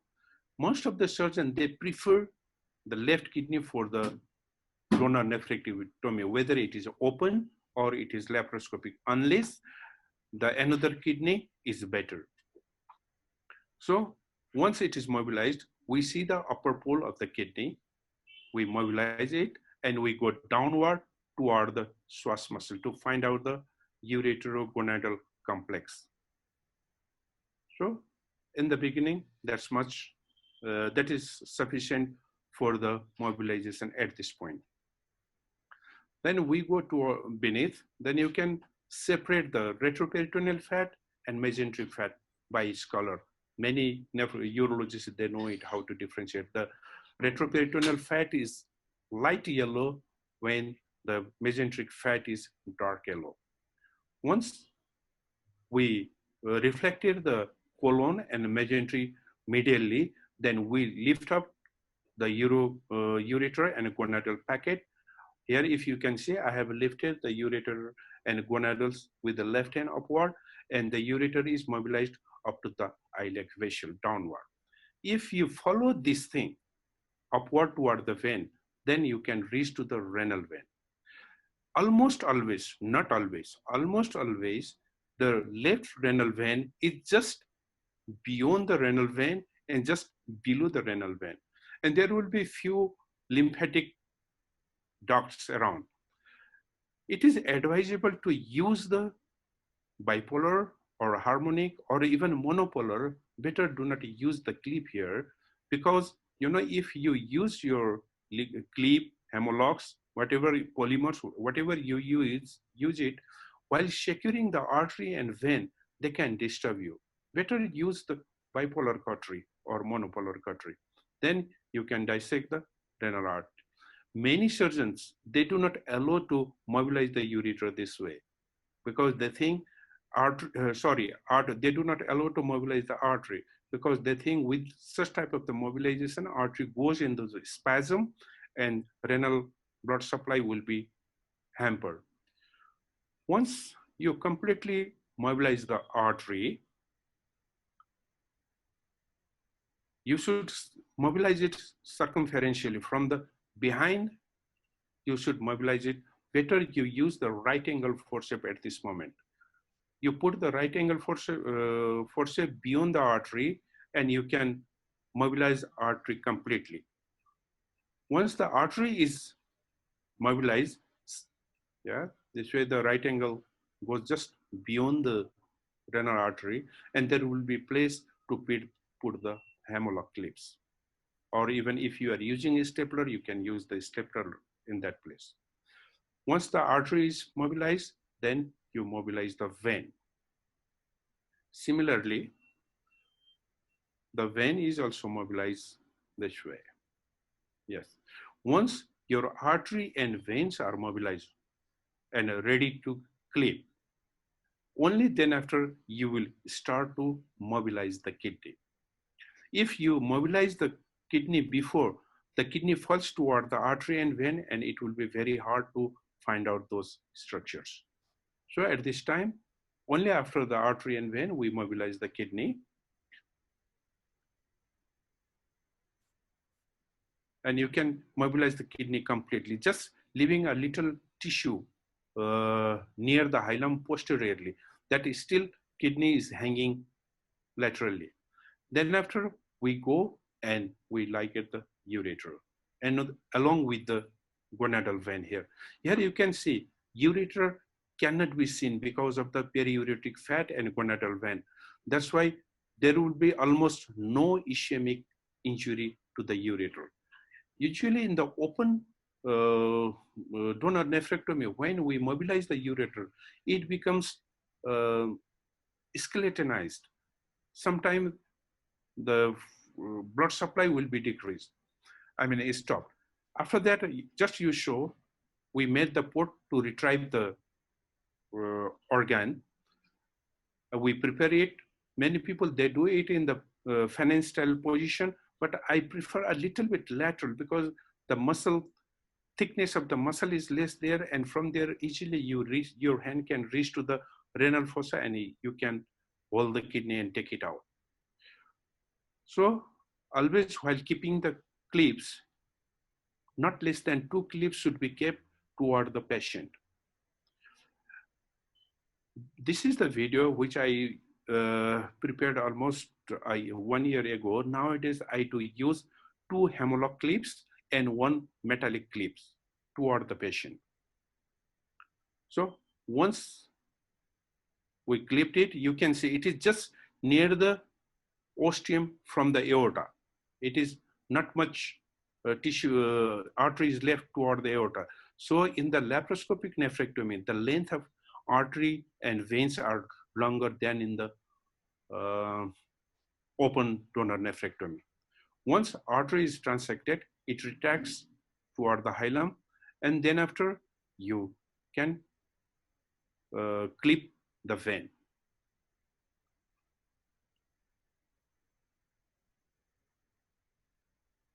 Okay, and another the important thing would be their accessory artery.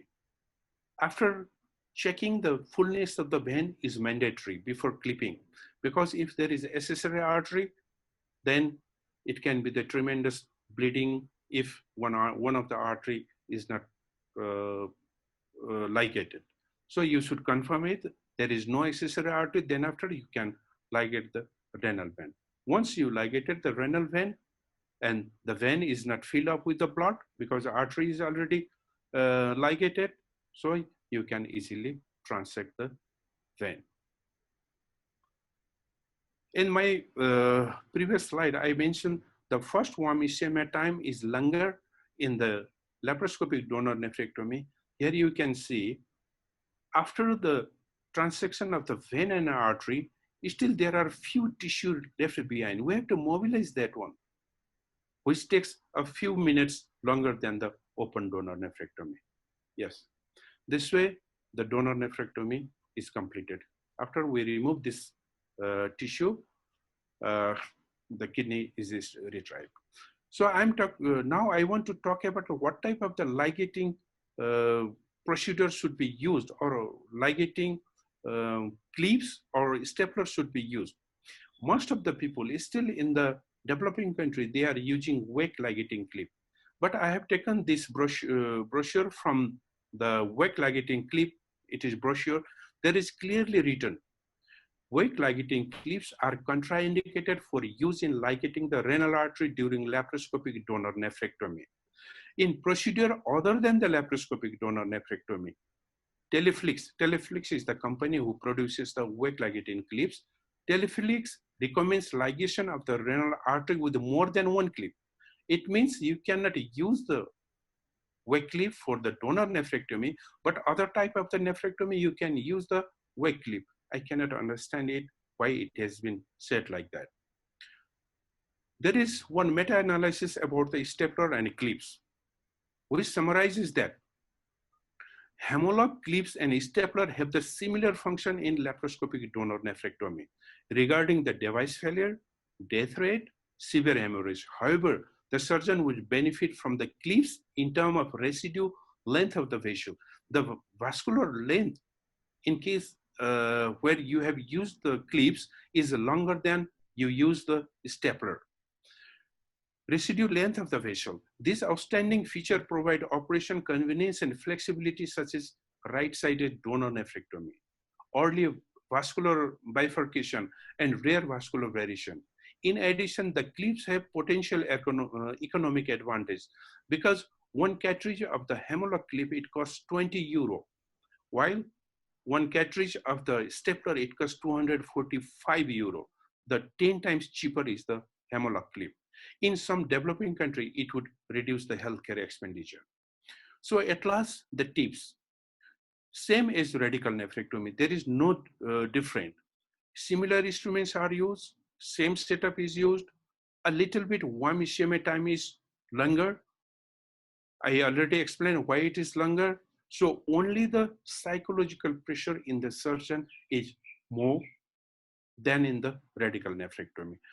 Always our aim should be toward do not harm the patient. Thank you very much. Thank you, sir, Prem, sir. That's an excellent presentation. I think we go ahead. I Just will a quick. go ahead. Yeah, At the you end, go. we'll take the questions. Yeah, at the end we'll take the questions. Dr. Chandramohan, you can proceed with your Yes, presentation. I will skip my introduction, Yeah. and my talk is long segment ureteric defect demystifying the technique. Thank you, Arvind Kanpile, sir, for giving this opportunity. There are a lot of etiology. This is again theory slide: malignancy, calculus, radiation, ischemia, avulsion, endometriosis, renal ablation injury, infection, like that. Are you able to listen me? Yes, absolutely, loud and clear. Yeah, we can. Types of ureteral reconstructions are ureteroneocystostomy, psoas each, Boyari flap, ileal ureter, auto transplant. Because this is a 12 minutes presentation, I will stick on to it. My aim is to talk only on Boyari flap. Assess the length of the defect and renal function are two important things. CT, MR urogram, MCUG, IVP, RGP, nuclear scan, all are important, have to be used appropriately. But I feel MR urogram can give a little bit of overall picture, but without nuclear scan in suspected cases, it is medico-legal. This is every student in MCH will remember this slide. Maximum length comes with Boyari flap other than ileal replacement.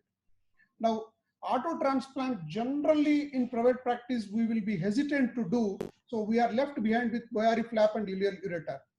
Boyari flap. This is a wrong slide. In Boyari, you may, it depends on the how far you wanted to take the bladder. If it is to the upper end, then 2 port positions will be there. I will show that. Principles is same like any other surgery, tension-free anastomosis without ischemia. This is the standard slide. Ipsilateral superior vesical artery is most important. So ipsilateral side, don't go posteromedially. There is no need to lift the bladder. Bladder has to be on the floor. Opposite side also very rarely it is required. This is a primary concept. Either you can do tunneled into the mucosa or direct end to end. And contraindications are small bladder capacity and radiation. Complications like any anastomosis, it can stricture, it can have voiding difficulty if you use too much of the bladder, iliac vessel injury. Now my case is an interesting case. 37-year-old male patient underwent URSL with thulium fiber laser and entire ureter got strictured. I will not go into the surgery of the URSL video. This is the video after the surgery. Entire ureter is like burnt with a lot of flakes. Degestant could go easily, but strictured. At the end of the stricture, this is a nephrostogram. At PUJ level, it is strictured. At the mid-segment level, it is strictured. At the lower level, it is strictured. See, this is a port I wanted to show. Initially, like nephrectomy ports. Later, it is like radical prostatectomy ports. Should not be hesitant to dissect carefully. Otherwise, you'll have a lot of spasm, a lot of difficulty in retracting the abdominal wall to go to the pelvis. This is on the right side, it is the nephrectomy type of ports. On the left side, it is pelvic type of port. This is a video where initially I planned ileum replacement, but one of the seniors suggested that you mobilize the bladder flap. If it is falling short, use the ileum in that short period. With that intention, I started doing this case as Boyari flap. So these initial slides are not necessary. This is the port position. First, I started at the upper end. This is the liver colon. I am reflecting the colon along with the appendix here. You can see this is the area of damage. Wherever a lot of adhesions are there, you have to go slowly. Don't open the pelvis and ureter there. Now, because this patient is on PCN, I did nephroscopy here to see the proximal dilated part. If you miss that, it is disaster. So nephroscope could clearly see. You switch off the lights, then this light is seen here. Guide wire is not going freely. That means that is the area where you have to dissect. Now I moved the ports to the pelvis where I mobilize the bladder. During mobilization of the bladder, you have to turn the camera 30 degrees up. Nice plane will be there below the transversalis fascia and below the anterior abdominal wall muscle. Now this is the psoas hitch. It was coming easily after mobilization. Extensive mobilization is done without cutting any artery. Now the gap between the proposed pelvis and the bladder is only 6 centimeters. So 6 plus 6, 12 centimeter, I was able to get easily. Then I decided that I will go ahead with the Boyari flap. One should be careful because it is irreversible damage to the bladder. While doing marking, it should be wide, wide, wide, because by width, you will not lose anything. Minimum of 6 centimeters I have taken. Still people are telling that it is not that wide. That is one point I have to notice. Then stretch and see it is coming to the upper part of the kidney. Another important point is when you are suturing the bladder, making the tunnel, stretch. If you don't stretch, you will lose the bladder length. Every time you taking, see, one of the port is stretching the walls. Now, as I come towards the kidney, when I am making a tunnel, you have to stabilize it. To stabilize that, you have to take a stay stitch in the superiormost part of the kidney and then fix it. Now it is fixed. This should come without traction. Now a thick feeding tube will keep you everything in line. Unlike the stent, this feeding tube can be removed easily. It ensures that 10 French lumen you are giving. Lumen is not a problem usually. So edge to edge mucosa and the detrusor muscle have to be taken. Interrupted, it will take time. That's why V-lock 20 is a very good stitch. Bladder is a vascular structure. In the last part, when the anastomosis, then only I am opening the pelvis to avoid spillage of the contaminated urine. This is the strictured part. Urine is not coming. Now I switched on the water from the nephrostomy tract. It is coming. So like pyeloplasty, I am giving an oblique incision so that as much as width possible, it is there. Pelvis looks little white, whereas bladder looks little red. I am taking 4 stitches on the floor to interrupted stitches, no continuous stitches here, because any disruption will lead to the complete disruption. Proper 4 thick bites. While doing this, bladder was bleeding, not dusky. So with this, I was confident that I am going ahead in a normal direction. Like any other stent, we throw the suction cannula. Now I am taking interrupted lateral bites. This should come freely. At this point, if you have traction, then you have to do renal descensus, which will get another 3 to 4 centimeter. But everything was loose. So 20 I have used because both the tissues were thick, and this needle is one of the best needle laparoscopy. You can take the bites wherever you want. I have taken 2-3 catgut submucosal stitches here so that they go inverted, not everted, so that leak can be avoided. Such a long suturing where it has gone into the pelvis, you should not get any leakage. This is the final picture where bladder is there. This is the tube. It should freely move in the abdomen. When you lift it, see, this is the tube. It's the kidney and the pelvis. Now here it is, this much lifting is there. Fortunately, this patient is doing well.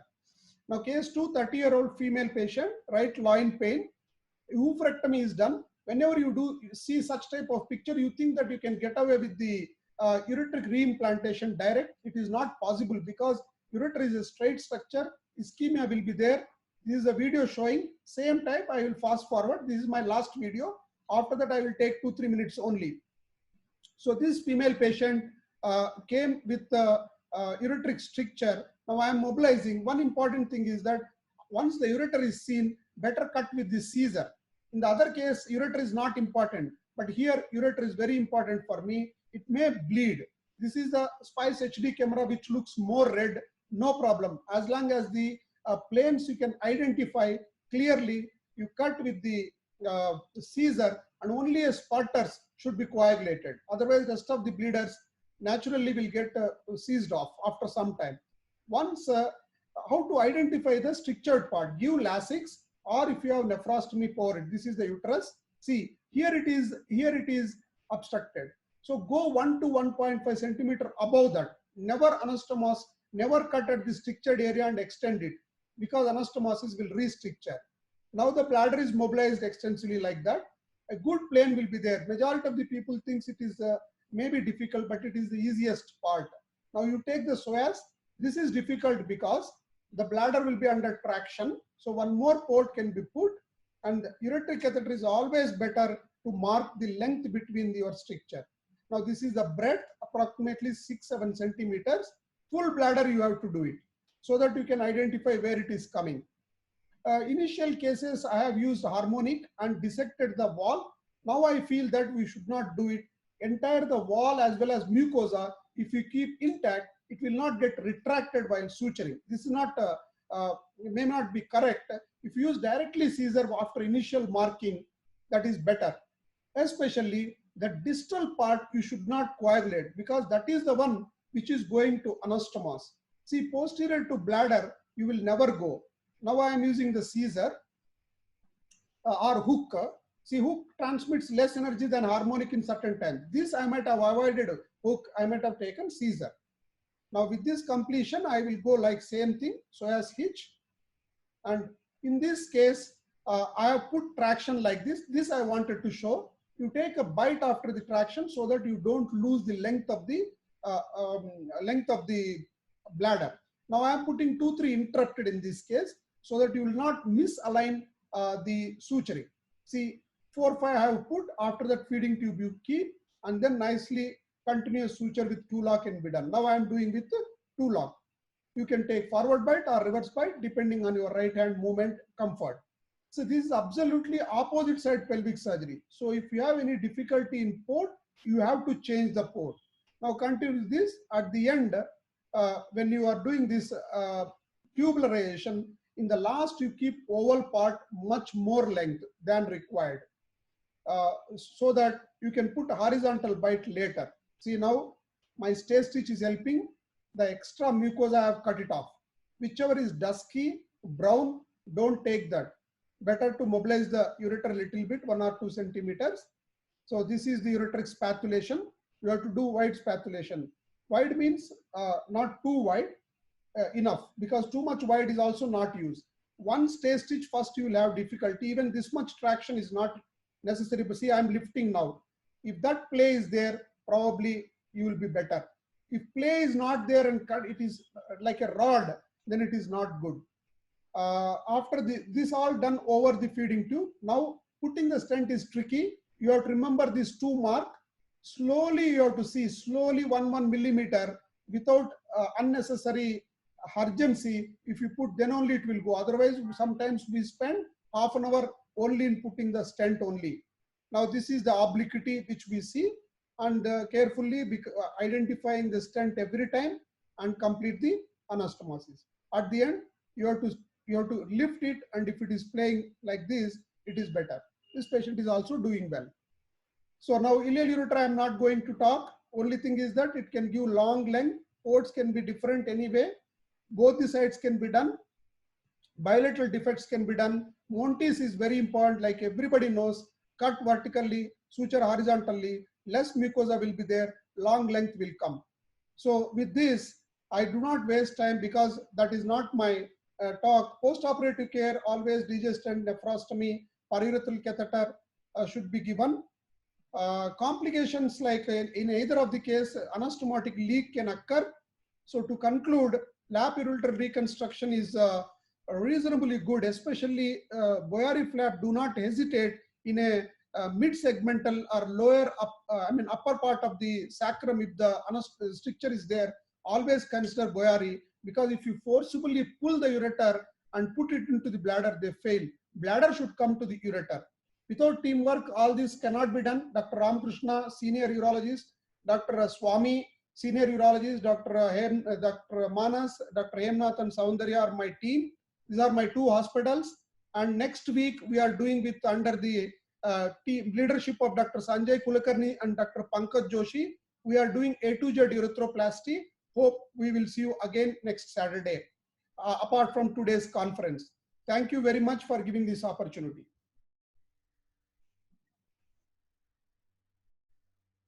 Over to Arvind, sir. Wonderful, Dr. Chandramohan. You just answered 2 quick questions which have been asked in the chat box. One is that how do you measure the length of the stricture, and what are your views on refluxing versus non-refluxing anastomosis? Sir, length should be measured preferably if it is nephrostogram is there and RGP, that is the best way, like in stricture urethra what you do, or else MR urogram gives idea. On the day of surgery, RGU I feel is very essential to plan the surgery. And second question, I prefer to do non-anastomotic if the patient comes with primary obstructive ureter. If the patient comes with a non-refluxing ureter when you are doing reimplantation, that question does not arise. We have to do a proper tunnel. But in Boyari flap, there is I always do non-refluxing because the detrusor muscle, when it contracts, usually reflux is less. We are not having major problems in short series of 15 patients which I have done. Very nice, precise answers. I think Dr. Chandramohan, we go ahead with the next presentation from Dr. Ahmed R. Al Nahas. I request you to introduce, sir, because he's senior surgeon known to you. Yeah. Thank you very much. Dr. Ahmed R. Al Nahas is my very good friend. He is a consultant urologist at Al Amiri Hospital, Kuwait since 2017. Basically, he is from Egypt and he is a professor of urology at the world famous Mansoura University Mansoura Hospital in Mansoura, Egypt. He's known for his flair for academics, as it is evident from his number of publications and the book chapters he has written. He has got a Scopus H index of 28. He's on the editorial board of a number of coveted journals, and it is indeed a privilege for us to have him on board as a panelist. So I present Dr. Ahmed Al Nahas to give his presentation. Dr. Nahas, please unmute yourself. Thank you, Dr. Arvind, for this nice introduction. And I would like to thank also Dr. Chandra Mohan for the preparation of this meeting. Can you see my slides? Yes, very nice. Yes. We can see your slides nicely. Yes, okay. I will talk on some tips and tricks in laparoscopic adrenalectomy.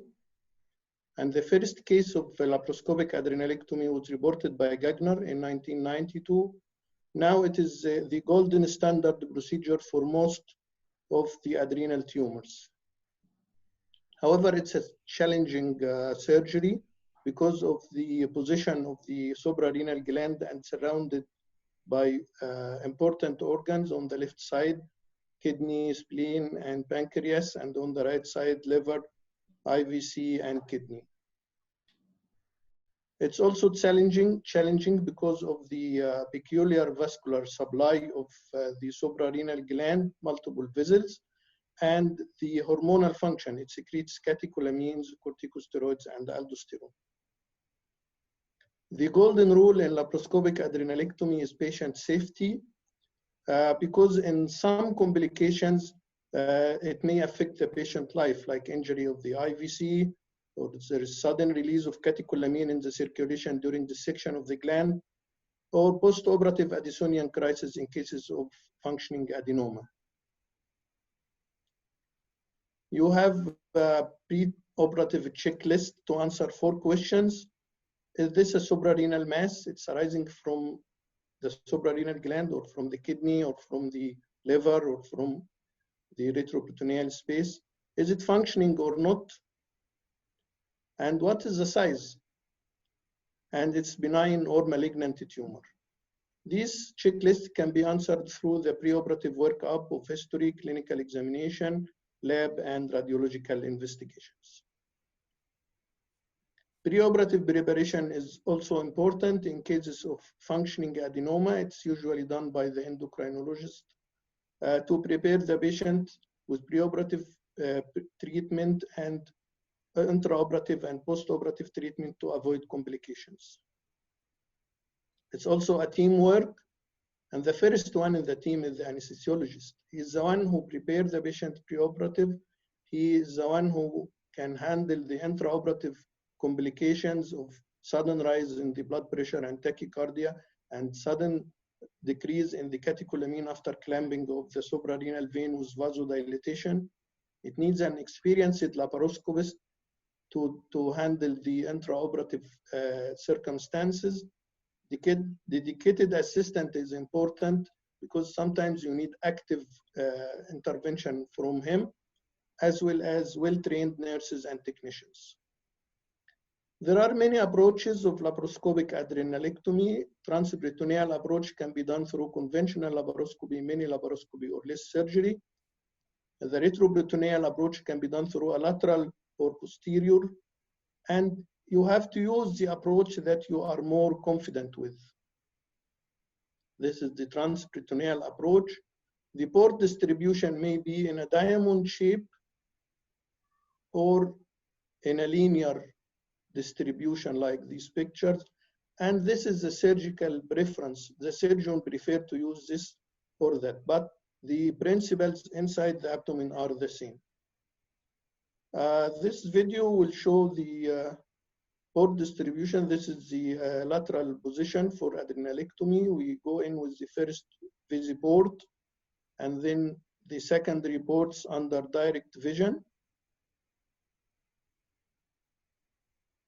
I prefer to use 10 millimeter port in the right hand because I am right-handed surgeon, to use the clips, clip applier and staplers, ligature and like this.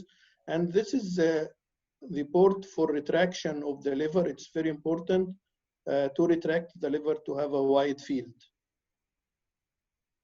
So the final port, this is a diamond shape. This is for the camera, left hand, right hand, and this is for retraction of the liver. In the retroperitoneal approach, the port distribution may also be linear or diamond. You have to work along landmarks. Many of our colleagues has described this, and you know the landmarks. The second, you don't work in a cave. So in the right side, liver retraction is mandatory, and in the left side, reflection of the colon and mobilization of the spleen are important. This video will show how to reflect the colon and mobilize the spleen to have wide field for dissection of the suprarenal gland. We incise the peritoneal attachment of the colon at the Todd's line. You don't have to dissect very long, like donor nephrectomy. And then we mobilize the spleen. Complete mobilization of the colon and the spleen will give you a wide field of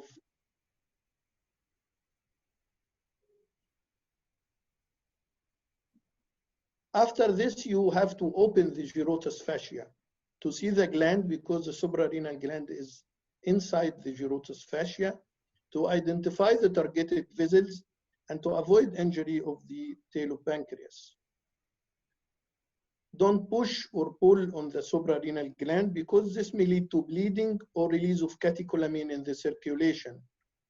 And this video will show what happens if you do push on the gland. During section of the right gland, we push, slight push on the suprarenal gland. The patient has severe tachycardia and the blood pressure rose to 2070/118. The anesthesiologist could manage this with sodium nitroprusside. After you dissect the gland, the early control of the suprarenal vein is your target to avoid release of hormones into the circulation. This video will show the control of the right suprarenal gland. You dissect between the IVC and the right suprarenal gland. I use the retractor, then apply Hemolock clips, and then cut the suprarenal vein. On the left side, the suprarenal vein is draining directly to the left renal vein, and you have to dissect it first from the left renal vein before doing any dissection for the gland. to avoid release of the catecholamines in the circulation. After you dissected, you control with hemolog, or even if it is a small, less than 7 millimeter, you can control with ligashore.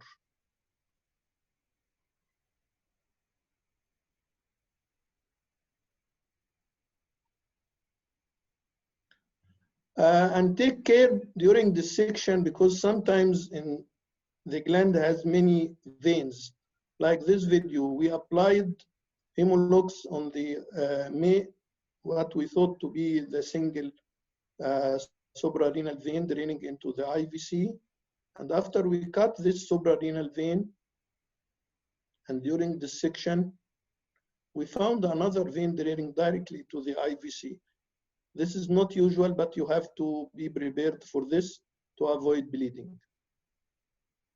It was also controlled and dissected and transected. During surgery, you may have some difficult situations, like in fatty patient with Cushing syndrome. It's difficult to identify the suprarenal gland. So search at the anatomic site, which is the upper pool of the kidney, after opening of the gyrotous fascia. If bleeding occurs from injured gland surface or gland material, during the dissection, use a piece of gauze to tamponade the bleeding and absorb blood from the field.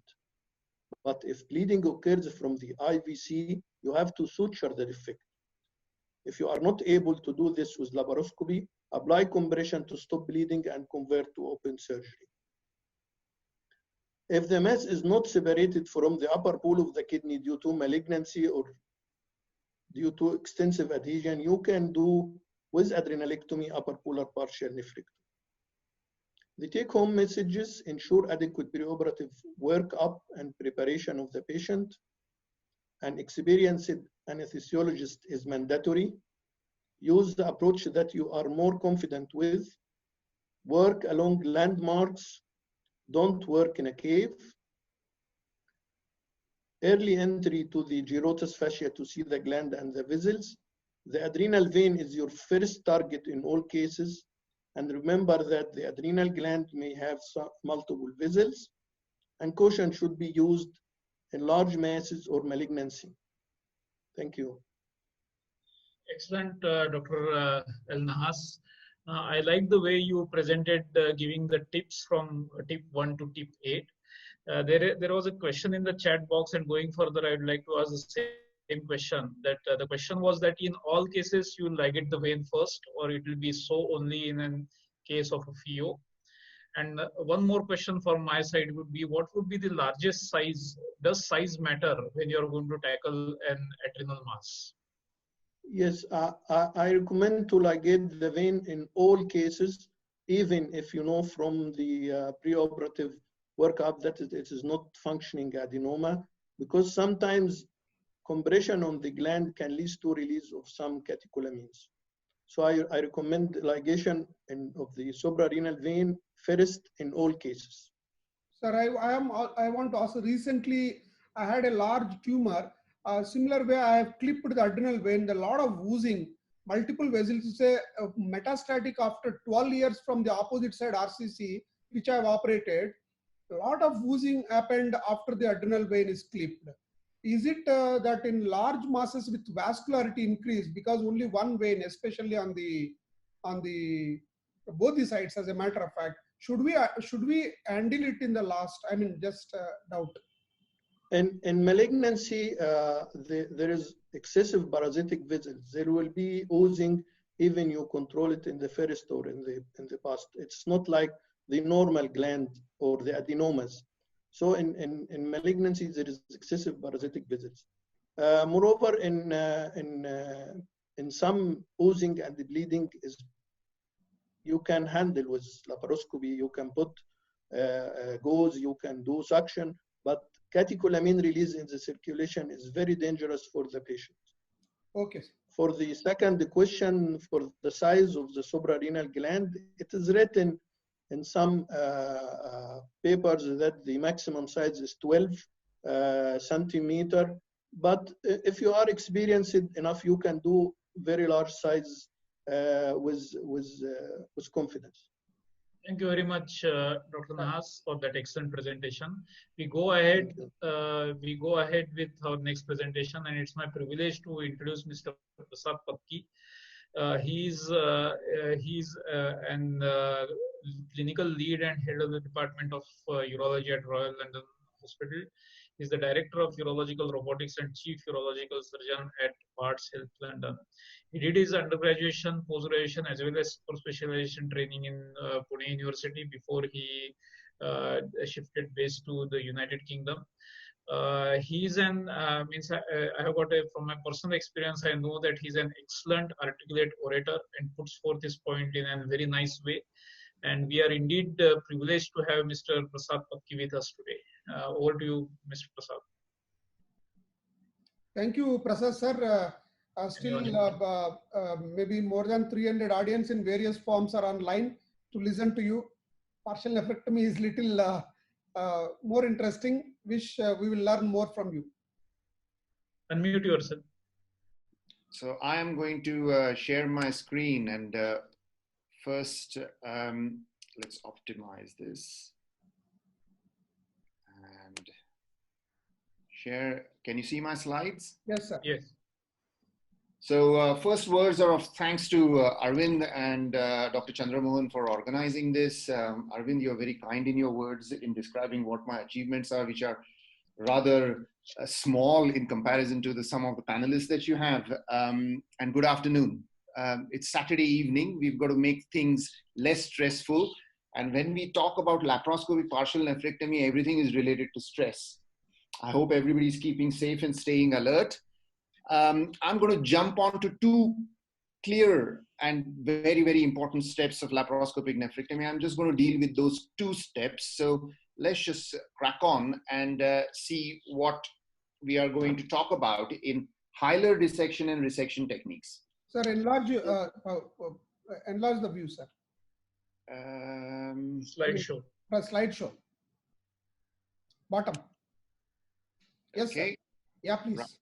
Thank you. So what basically we are going to talk about is the first and the only rule that we need to be aware of and keep to is preparation, preparation, and preparation. And the preparation for any minimally invasive laparoscopic surgery starts right at the planning level. You've got to start planning well. So when we talk about hilar dissection and you want to talk about planning for hilar dissection, there are just 5 points that you need to know. You are going to be looking at number of arteries that are coming into the kidney, number of veins that are draining it, arterial location and the run of that artery so that you can get it quite early on and control the bleeding, arterial branching levels so that you're not faffing about in the branches and you know where exactly the stems are, what is arising from the aorta and what you need to clamp.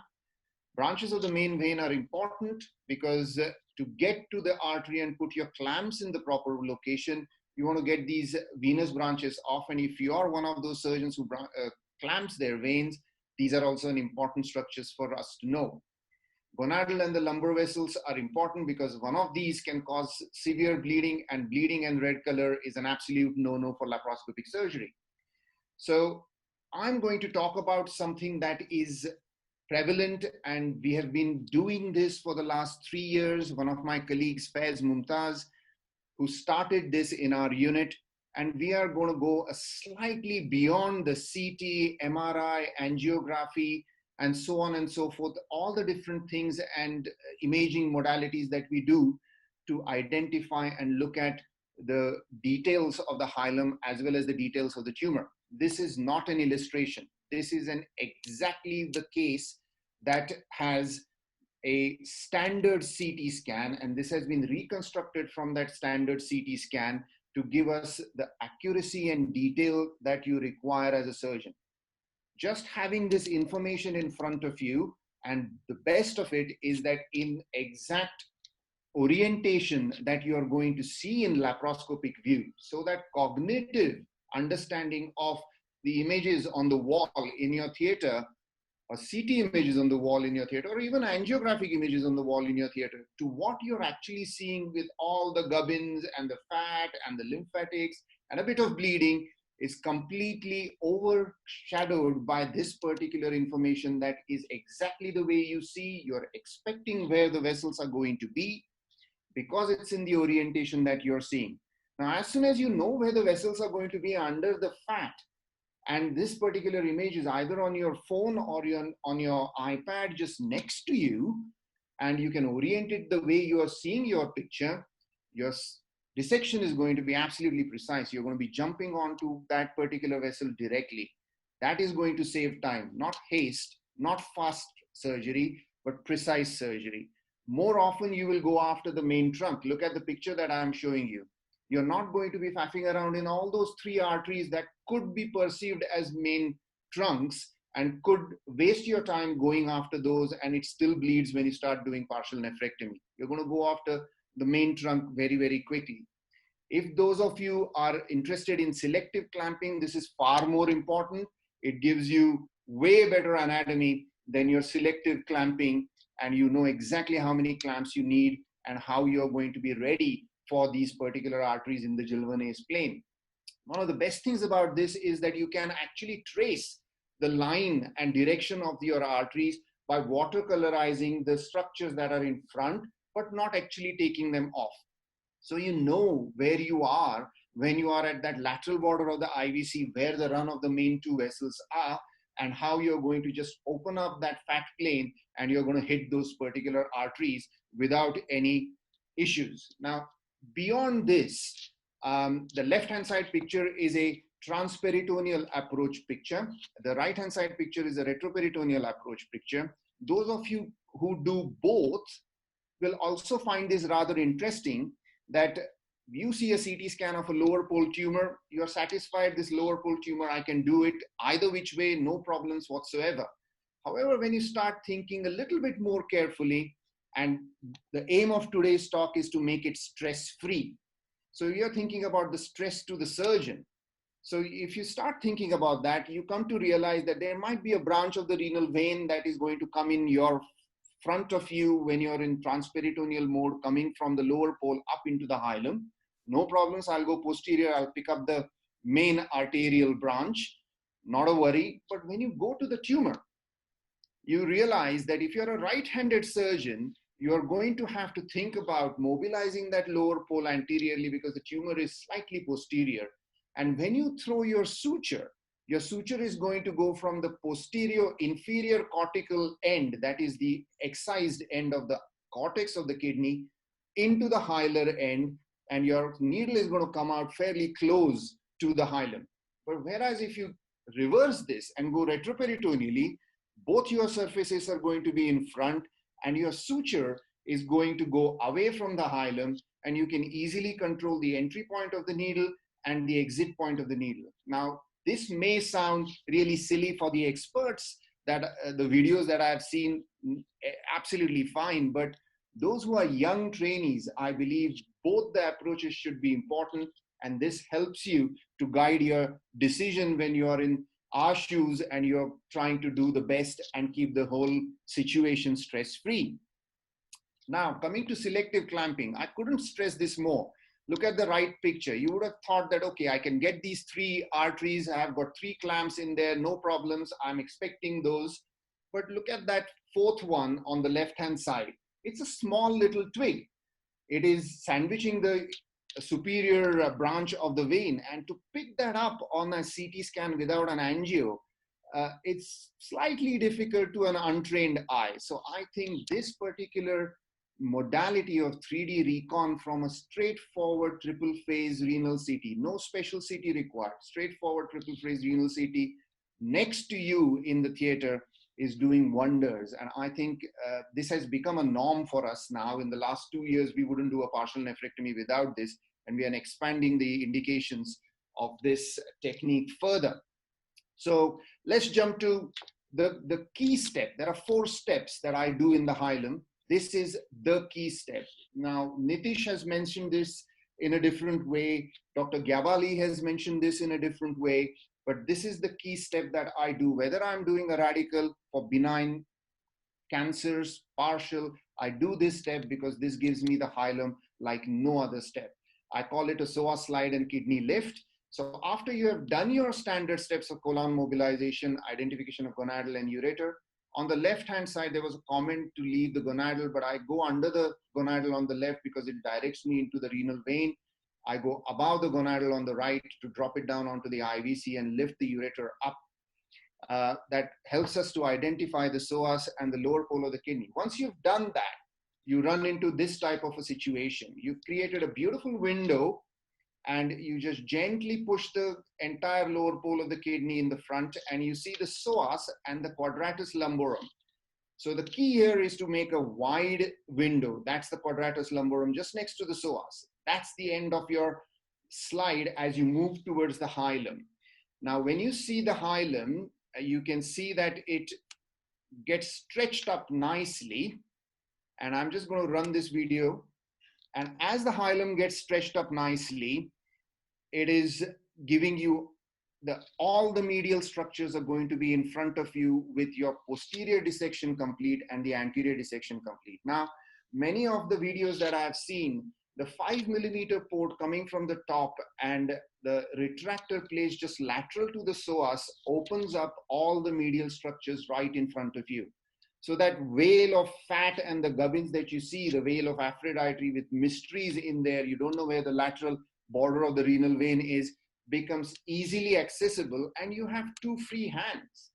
You have two free hands to actually deal with that sort of a situation. If any bleeding starts, even in posterior side, if any branch is ripped, the bleeding starts, you've got the entire control on anterior and posterior side. You can apply a clamp, control the situation. It buys you time to identify what is exactly happening. Secondly, it optimizes the vessel lengths. So when you lift it up, even the smallest and the shortest of arteries become straight. Even the smallest and the shortest of veins gets lifted up nicely, and you can really identify the lateral border of the main vessels and stay close to the main clockwork whilst you're looking for these two structures that are most important in hilar dissection. You have to be careful with your plane though. You have to have a slide on top of the perimysium of the psoas, and the traction has to be dynamic. Don't rip the vessels while pulling this traction. You don't need to. You need to dynamically direct the traction the way you want your hilum placed in front of you. If correctly placed, as you can see, that retractor does not need to be held by you. Now, this is one of the clips of my registrar who has done this particular dissection.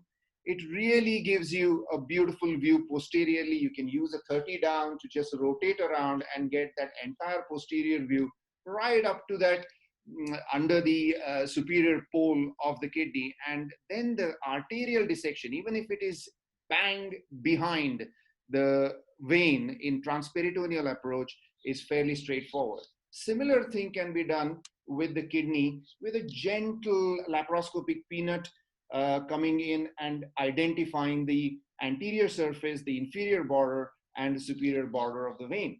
Once you're at this stage, there are 3 other steps that you should follow because I'm going to show you 2 clips of my registrar who did not follow those 3 steps. And as we have the dictum of going stress-free, there is no reason for us to be stressed with the hilum in partial nephrectomy. Now, he's trying to identify the artery and obviously put in a right angle to get a nice little plane for looping that artery up and putting in a clamp. It is a reasonable job, but he is struggling. He's struggling to sort of get that plane. And if you really goes and see it closely, he has missed the branch, which is just under the vein. The same case, when he tries to get to that particular branch, just behind, there's a direct venous branch that could rip and cause a posterior bleed. Now, even in this type of situation, because of the psoas slide and kidney lift, you are very, very safe that you have the control on the vein proximally to stop it from causing any problems. So to avoid this, I have dissected this clearly to show the 3 steps that I follow. I clarify the vein first. When you clarify the vein and the adventitia around the vein is gone and the lower border of the vein, anterior surface of the vein and the superior border of the vein is nice and clear, you can actually get a good additional 1 or 2 centimeters in that lift. Then I readjust my traction coming from the top.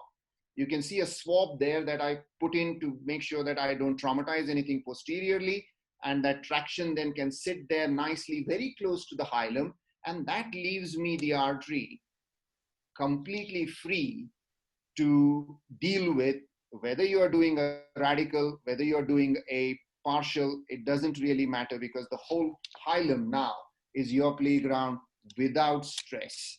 So now everything that you see is in front of you and you can easily dissect between the artery and the vein because your vision is so good. So I'm just gonna, for the sake of time, I'm going to take that second point. The second point is that your arterial identification. I think Dr. Gavali mentioned that your arterial identification in the gubbins should be based on vena comitants and lots of lymphatics. You see a congregated mass of lymphatics going vertically up towards your kidney because you have lifted the kidney up. Generally, the artery is located just behind that adventitia of vena comitants and lymphatics. And once you identify that, it is easy to then pick up the artery and you can clearly see the branching of the artery there and you can easily dissect out that particular area. I do like suction, but for the adventitia, I use a laparoscopic peanut. As you can see, it's being shown to you. It beautifully takes away atraumatically any gubbins that are on the arterial stump. For fat, I would use a little bit of suction because that is one of the best techniques that you can use.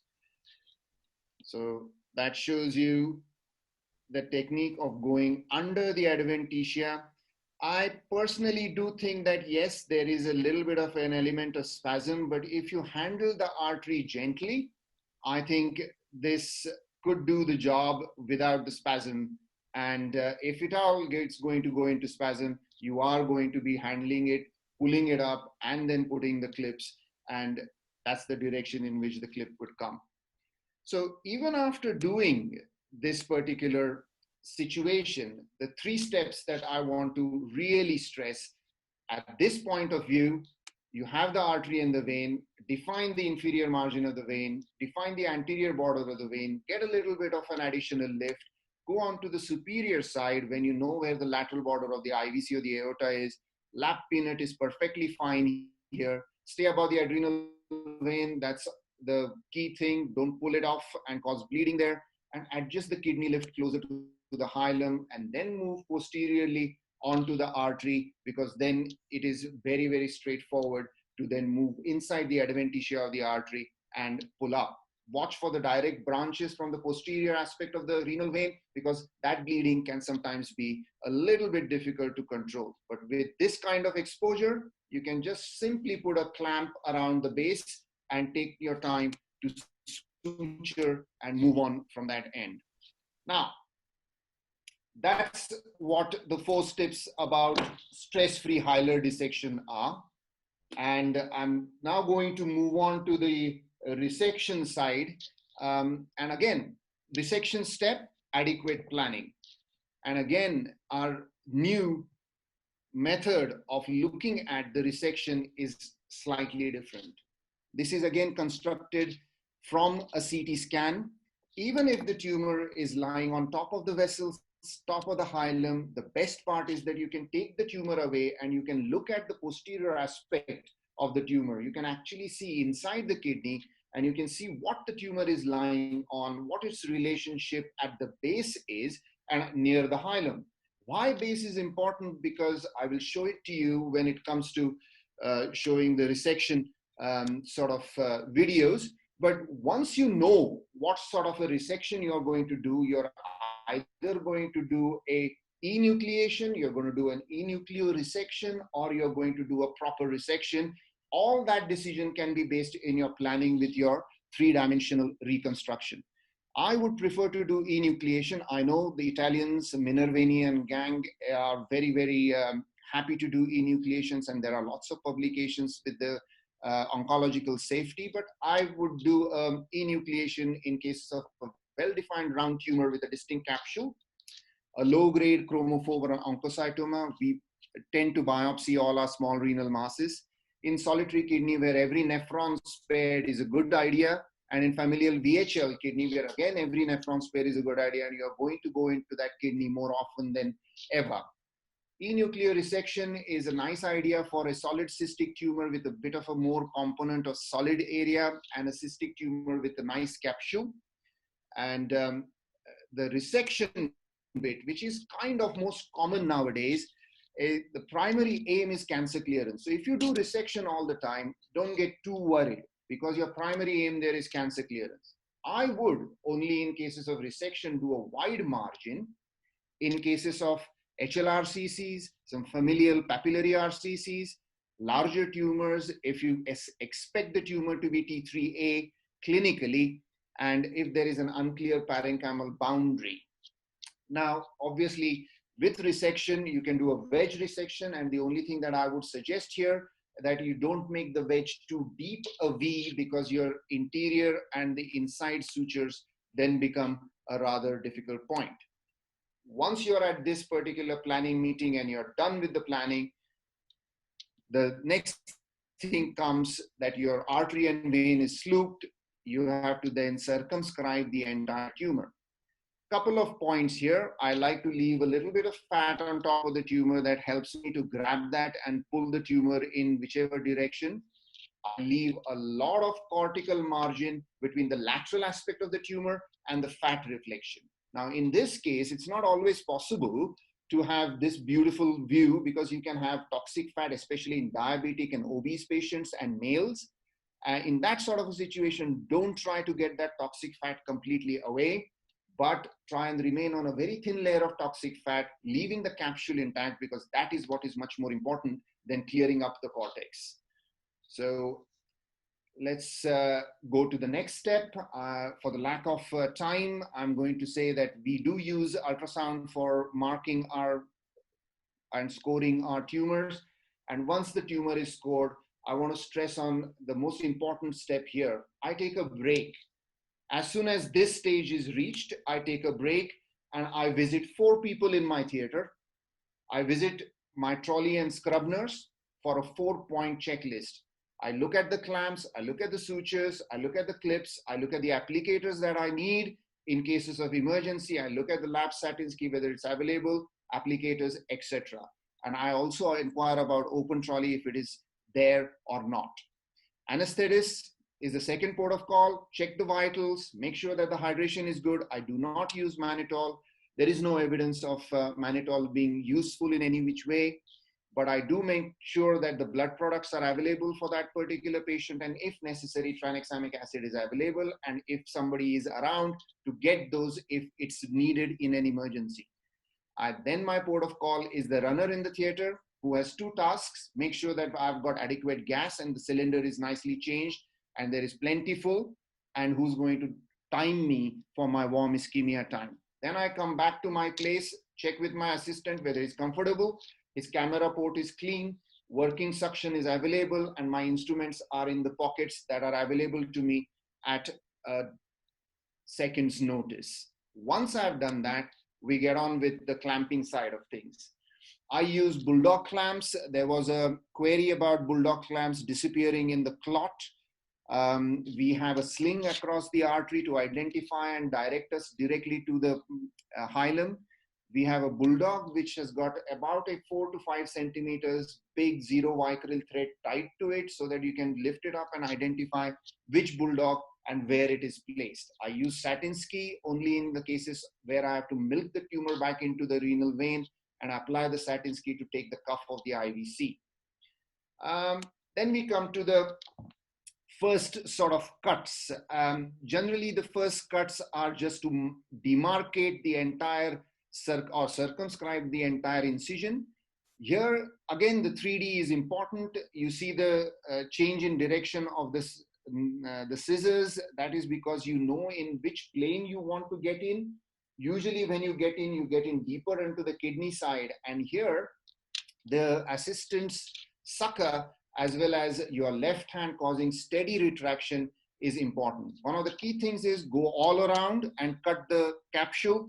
Otherwise, you get into trouble when you come to the end of this particular resection and you're lopping the tumor on one side, which can strip the capsule. Moving on, next stage is slightly deepening. Here, again, there's usually too many movements I've seen in many laparoscopic videos.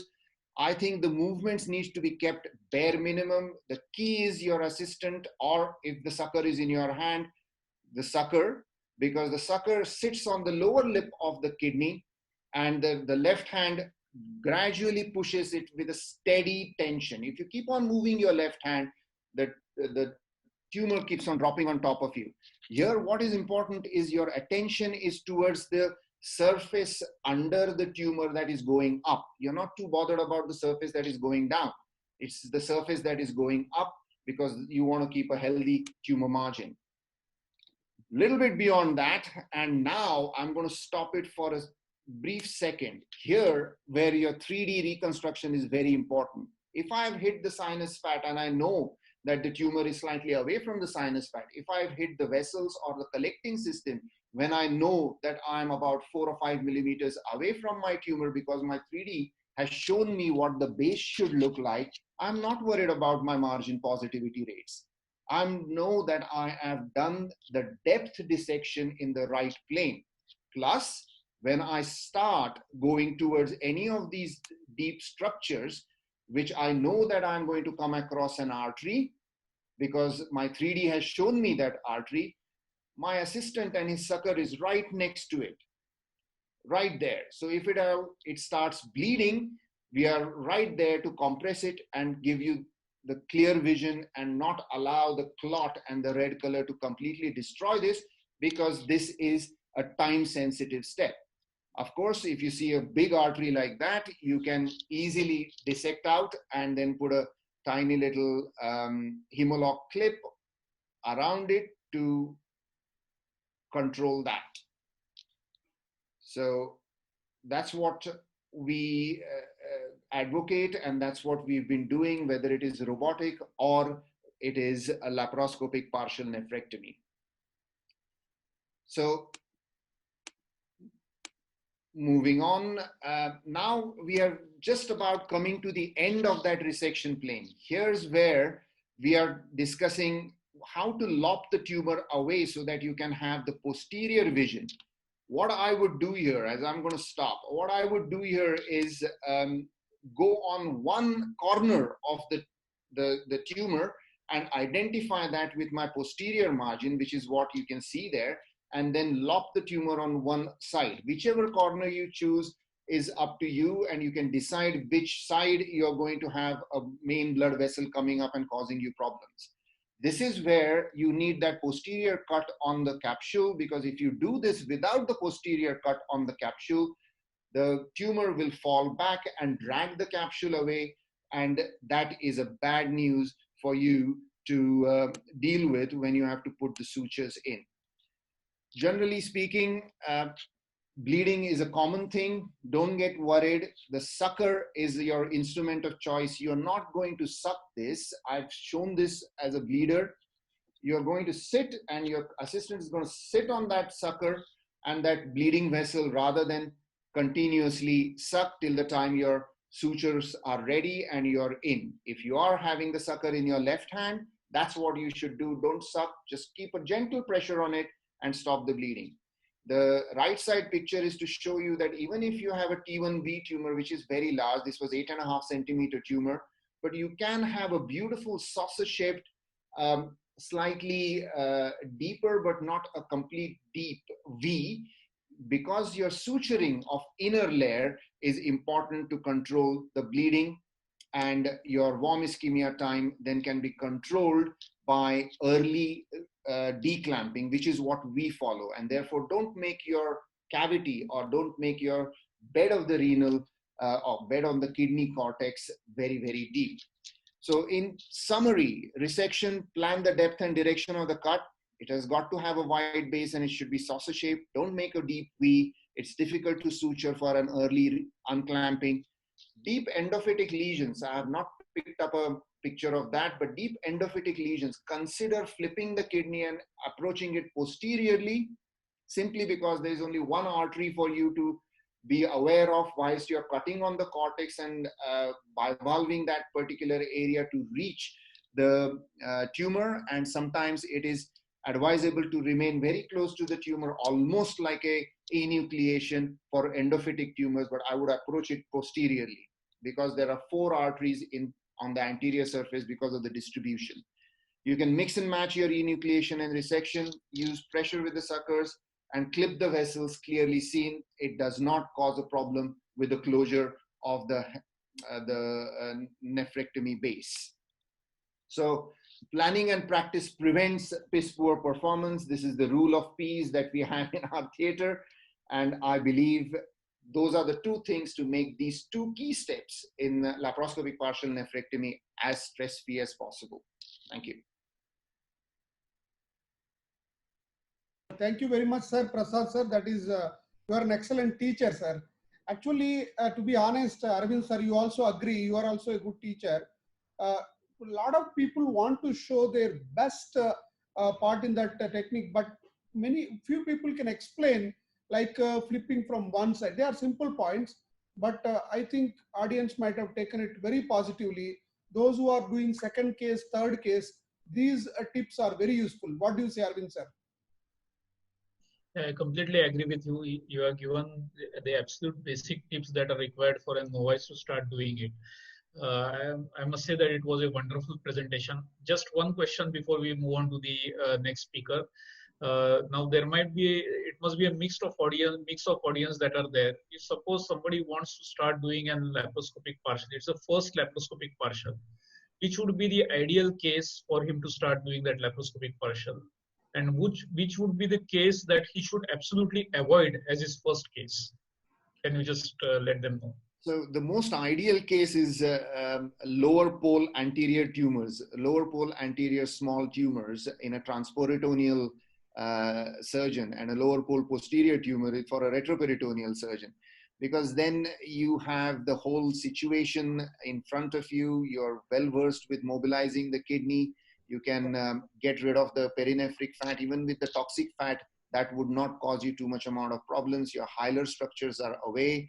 You can position your needles for suturing with laparoscopic work, any which way in directions, left hand, right hand, it does not cause you too many problems. I would say that hilar tumors and deep endophytic tumors are after about 100 partial nephrectomies, I would probably say. But upper polar tumors, upper pole posterior tumors, or posteromedial tumors are also difficult. So don't go on the basis of just polarity of the tumor, but upper pole posteromedial tumors are difficult, even with transperitoneal as well as retroperitoneal. So try and stick to the lower pole tumors. Yes, excellent, excellent. Thank you very much, Mr. Prasad. Thank you so much. Thank you, Prasad. We go to the next presentation. Dr. Chandramohan, please introduce Dr. Vikas Agarwal, again, is from MPUH. He got training in kidney transplant in MPUH and then started doing in Delhi. He has done more than 500 kidney transplants, all types of laparoscopic surgeries, including prostate cancer and bladder cancer surgery. And from Rohtak, he did his surgical training, 2 good institutes, I must say. Many national conferences he attended. Pediatric Urology quiz he topped in Nadiad. Urology quiz also UCCon. Generally, UCCon quiz toppers are very intelligent, apart from the surgical skill. Laparoscopic Ureteric he won WC in New Orleans. He presented in 2013.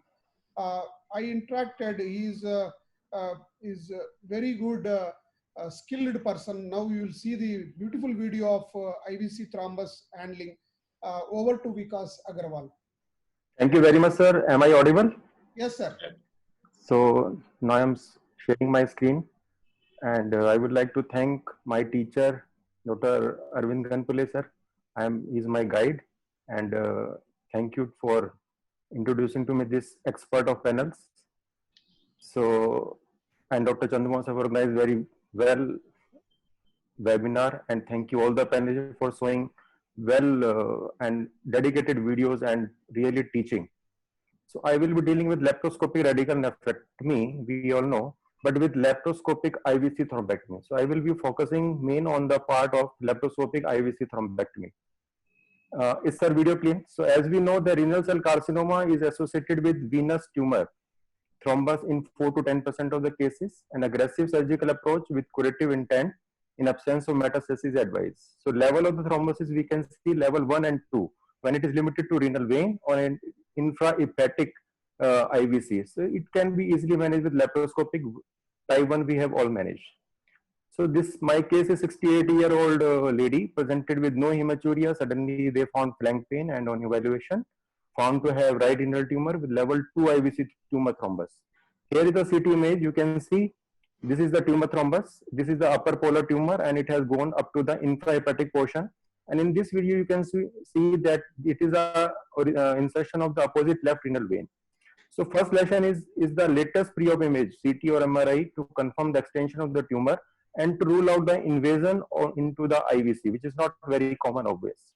So by the standard laparoscopic port for the liver retraction on the right side, we go with the colon reflection. And now here you can see that there is the IVC and this is the gonadal vein. We have clipped, doubly clipped and cut.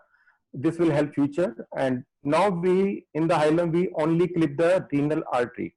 So first lesson is to immediately clip the renal artery, so it avoids the migration during your handling of the tumor, so that tumor thrombus does not go away. And now then you have to proceed. This is the IVC, and here opposite you can see that there is the insertion of the left side of the renal vein. So we have to find out our landmarks. So this is the opposite renal vein, and then above that we have to find where is our upper border of the tumor thrombus, and we have to mobilize completely and circumferentially, because this is the most crucial part, because most of the urologists have not gone beyond that. So we have to mobilize the inferior vena cava upper limit of the tumor thrombus circumferentially, so that we can take easily the sling and prevent the migration. So after that, there are the very less chances that right side you get the lumbar vein, but we get sometimes, so we have to clip them so that there is no bleeding when we cut. So we have to only clip, no need to divide the lumbar veins. So this is another important step. We have to look for them, and then we have to proceed further. So now we are using the standard slings that we use in any vascular structure. So this is the left renal vein which we are sling. So in this I have used the sling, and we have placed the double slings. You will see here that one loop has come, then again by passing the right angle, we can see that another loop of the sling is caught, and now it can be tighter. So first of all, we will place all the slings, and initially I have put the opposite renal vein because step by step we have to go, and then we will go on the upper border of the IVC. So this is another sling, and gently we have passed our right angle, because this is very gentle. Sometimes there can be some tributary which are draining directly, so they can bleed and can lead to problem. So here now you can see we are easily seeing the opening of our right angle instrument, and we are holding the sling, and then again we pass, because now we have our left hand which we are using, and it can be easily help in retracting the IVC, and we can pass the another loop. So in this all movement you have to be very gentle, and liver retraction should be completely. And now after your upper limit has been clearly sling, so you are safe now, and then we go below the level of the IVC that we have to sling. So this is another lesson. We have to sling accordingly to the upper limit is of the IVC well above the thrombus, and now we will go below the lower level of the IVC. So this is another sling. We are passing across the IVC or lower end, again with the loop. And now at this stage, we will not completely obligate or completely tighten the slings. We will just hold them slings. So now all the three slings are in the place. We have clipped the renal artery, we have clipped the lumbar vein. So everything is in our under control. There is no bleeding, and everything vision is very clear.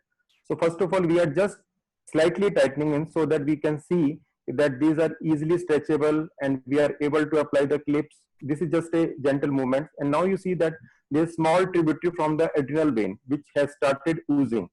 So now we have checked here that there is no other bleeding except this. So we are think this is comfortable, and now we place the final clip. So I have used the wet clip to clip to tighten it, because this elastic sling you can pull it and you can apply as much as you can do, but slightly tighten, and then now you can see that this is working good monitor for us. So you see now which was a little bit oozing, now it has coming like a stream of the blood is coming. So now here it is very important, before cutting the IVC, we have to check that whether it is getting empty IVC or again it is filling.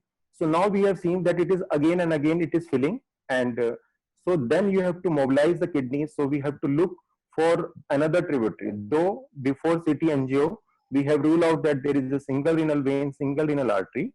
So, but again, there can be small vessels which are draining into the IVC, that is leading to the fullness of the inferior vena cava. Sir, is the video is clear? Can anybody? Yes, perfect, Yes, perfect. perfect. You are doing So a good job. Here you see there is a small tributary which is draining into the IVC. We have clipped it. So we have to, this is another lesson, that we have to mobilize the kidney, and so that we can completely see above and anterior and posteriorly. Now it is collapsed. Now we start the dividing the inferior vena cava at the junction of the renal vein to the inferior vena cava. So here you are able to see that posteriorly you are able to see the tumor thrombus. So we have not, we have to give the good traction, and so that we do not cut anyway the tumor thrombus, and we keep away our scissor, and with blunt and gentle traction we have to deliver this tumor thrombus so that it is not broken, it is completely. So that is another important point. Here you have to use your suction or any blunt dissector so that you can deliver the tumor thrombus from the venotomy that you have made, so that it can be completely removed. So here you see that this tumor thrombus is completely delivered, and with gentle movement you have to hold it, not to break it, because as complete we want to remove it and not to spread any tumor. So now you see that this tumor along with the renal vein has been cut, and all the kidney has been separated and put into the endocash bag, so that can be retrieved later on. So after this, now you have good space to work on the inferior vena cava. So here you suction anything, and now the suture technique what I have used, that I have pre-placed fixed any suture on the wet clip, that is like a rescue suture. So I have not made any note to make it simple, because sometimes there is a problem in taking the note and traction is there. So I have made fixed suture, and then continuous suture you can take, and so that your time is also, because there is no bleeding and patient is absolutely stable, our anesthetic is also comfortable, so there is no rush to clip or to suture anything. So now, as in the open surgery, before closing any vascular structure, we flush. I have taken the ureteric catheter and flush with the IVC, so that there is no other clot is there, and also I check that there is no other bleeding point. So now you see I have placed a ureteric catheter from outside. I have flushed it so that I can see that there is no other bleeding point from my suture side or any other accidentally injury to the inferior vena cava. After that, both ends are tight. Now there is a many discussion, but what I have taken my sequence is that first of all I declamp the opposite renal vein, because so that we have some little bit control, and we can say that IVC is full. Now you can see the IVC is full. There is no oozing, and then the upper sling and then the lower. But it can be either way, the upper and the lower one, because all the way it is broken. But the pressure from the below is too much, so it's better either you open the upper sling first and then the lower one. But if you are good comfortable, you can open either way. And now you see that it has been opened. The IVC is very well distended, and now you cut. There is no bleeding, and that's all the procedure that we have done. So what I have learned from this case, anything else, is that after declamping, if there any bleeding occurs, so I don't have any control on IVC. So what I have to use in next case is that I have to use any clip removal, so that I can proximal clip can be removed, And this is our post-op. Our total surgery took 110 minutes, and patient discharged comfortably post-op day 4. And RCC with renal vein invasion, but margins were clear. And follow-up PET scan we have done. There is no residual metastasis or disease. So lesson learned in nutshell is latest pre-op image is important to check any extension or the invasion. Check for IVC fullness before cutting. Mobilize kidney to check for any tributary, and continuous single layer is sufficient for IVC suturing with slight tightening, because once it will be dilated, suture will automatically get tightened. And always keep control ligature of IVC before total declamping and complete it. So these are the lessons. And what most important is that you should have good team. My teammate here is Dr. Lokender, who is MCH again from the Rohtak, and our anesthetist and all my OT staff. I would like to thank them also. And of course, all the panelists and viewers. Thank you. Thank you, sir. Thank you very much. That's an excellent video quality, as well as the surgery also technically very good. This thing. I asked Dr. Swapan Sood to comment on this video. Sir, I must also do variety of laparoscopic surgeries, right from simple nephrectomy varicocele to robotic. One of the surgeons individually having the robo in India. Your comments on his surgery, please. Thank you. I'm really, this is an excellent surgery. I was really glued to the screen all the time he was operating. I must congratulate you because you've done an excellent job in this patient. The surgical skill was very much clearly seen in this thing. So I have only one comment to make. You know, for laparoscopic IVC thrombectomy, you need to have a case in which an IVC thrombectomy can be done easily. If this thrombus was a little bigger, or if it was a little higher up, perhaps it would have been a little more problematic going in for the thing.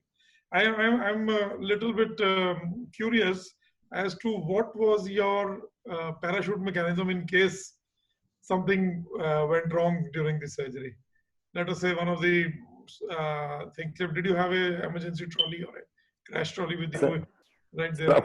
Of course, we have the open trolley, as in even a simple nephrectomy to lab donor, anything. That is a basic rule. We keep our open. And second thing is, I have gone to step by step, because previously in 1 or 2 cases I have presented in ComCon, there is a IVC bleeding. So during the lab donor nephrectomy, so I have repaired that, and that gave me the confidence that now I can do the IVC thrombectomy. Though I have very well explained to the patient that you might require any open surgery and any time, and we were very free, and that's why I have done everything in the step by step, so that from the beginning, if any bleeding into the renal vein, so that I can take the control. So yes, sir. A good idea is to keep the laparoscopic Satinsky in hand from a that is 10 mm port, look at it very, very low down, so that it comes in obliquely, almost parallel to the IVC. And yes, sir. I also want to ask one question. Can all this be done with one Satinsky at the bottom instead of going to the opposite renal vein, because it's protruding 1 centimeter only?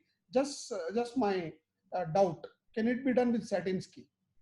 Sir, level 2 tumor thrombus with left Satinsky can't be done. Yeah, it would have been level 1 into the renal vein. Then it can be done easily with the left Satinsky.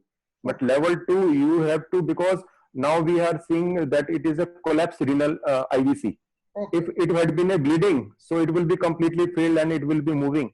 So it will be difficult. If you have a good vascular control, then only we can do it, I think. Yeah, I agree with Vikas that Satinsky should not be used in in type 2, level 2 type of ABC thrombus. Because I got a comment, I think means you are doing a lot of renal transplants. Do you feel that Gore-Tex suture would be better than Foley in a laparoscopic setup? Sir, so far I have never used in the Gore-Tex suture because of the cost, and I have never felt any problem in doing this with the Prolene. Okay. So that's why it's not my personal experience, sir. That's fair enough, yeah. I think Dr. Chandramohan, you can, Dr. Can I ask one question to Dr. Vikas? Yes, sir. Okay, go ahead. Dr. Vikas, I am Dr. Prem. Yes, sir. Can you tell us how long you can occlude the IVC while removing the thrombus from IVC? Because when you occlude the IVC, the preload to the heart is almost less than 10%. Sir, in the level 2, if you will see that where we have blocked below the hepatic veins. So all the flow of the portosystemic is going into the heart. So there is no dropping into the blood pressure. You see the level of the level 2 in we have placed the upper level of the sling that is below the hepatic veins. Okay. So the flow is is there any completely time going. limit for that? Sir, as such, in this kind of the clamp, there is no time limit. We can do as much as we want. Okay. But of course, for the patient, it is better as early as you do. But there is no hemodynamic instability in this case because all the circulation, there is no blood pressure down during this surgery, and hardly 200 ml blood loss as in the other routine nephrectomy we get, because as such we have taken very well clamps, so there was no bleeding from the IVC part of thrombectomy. So we can clamp as such, but as early as possible because all the team is exhausting and heartbeat is already high when you are doing any suturing or cutting on the IVC. That's the only reason. Wait, Okay, sir, don't share the screen, please. Swalsu, sir, you are in a hurry. Stop sharing. No, I was just getting ready. Yeah. Good. Yeah. You I have to introduce you. Sorry for that. Dr. Swapan Sood is Okay, thank you, sir. last talk. There is little spelling mistake. Sorry for that. Urology head of the department, Patel Hospital, Jalandhar, Punjab. He trained in kidney transplant in PGA Chandigarh. Is MCH from AIMS. He is a member of a number of urological societies, including American Urological Association and SIU. Published several papers in national and international these things. Expert in all types of surgeries. As I told, any surgery he can do very well, not ordinarily. He is expert in dealing with all types of cancers of the urinary system. And last but not the least, he is having his own robo in his center, and he is also gold medalist. Not a surprise. I'm over to Sood, sir. Yes, please. I can share my screen now. Yeah, please. Okay. All the panelists, we will have few questions, 10 minutes maximum. Some of the things we and me and Arvind Ganpule sir will ask you people, so that we will conclude after 10 minutes of the last talk, please.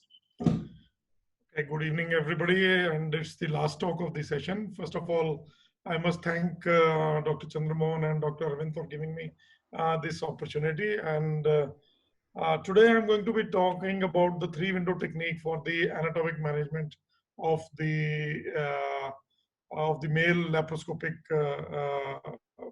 radical cystectomy, anatomic management of the vesical pedicle in the male laparoscopic radical cystectomy. Well, you know, we have gone through the session, I think the advantages of minimally invasive access is apparent quite clearly.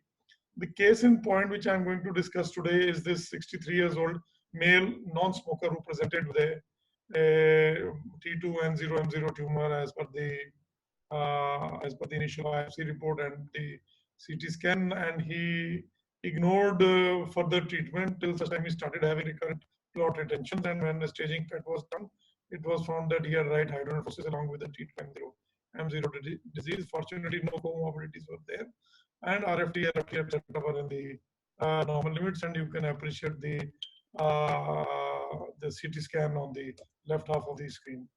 Point I would like to sort of emphasize is the ERAS protocol, which we follow at our center with preoperative, intraoperative, and postoperative management. And this actually facilitates a very low catabolic transition from a pre-cystectomy to a post-cystectomy part of the surgery. The typical lower tract approach consists of this position. You can see there is a Trendelenburg position almost up to 30-35 degrees, and you can keep it as high as you like.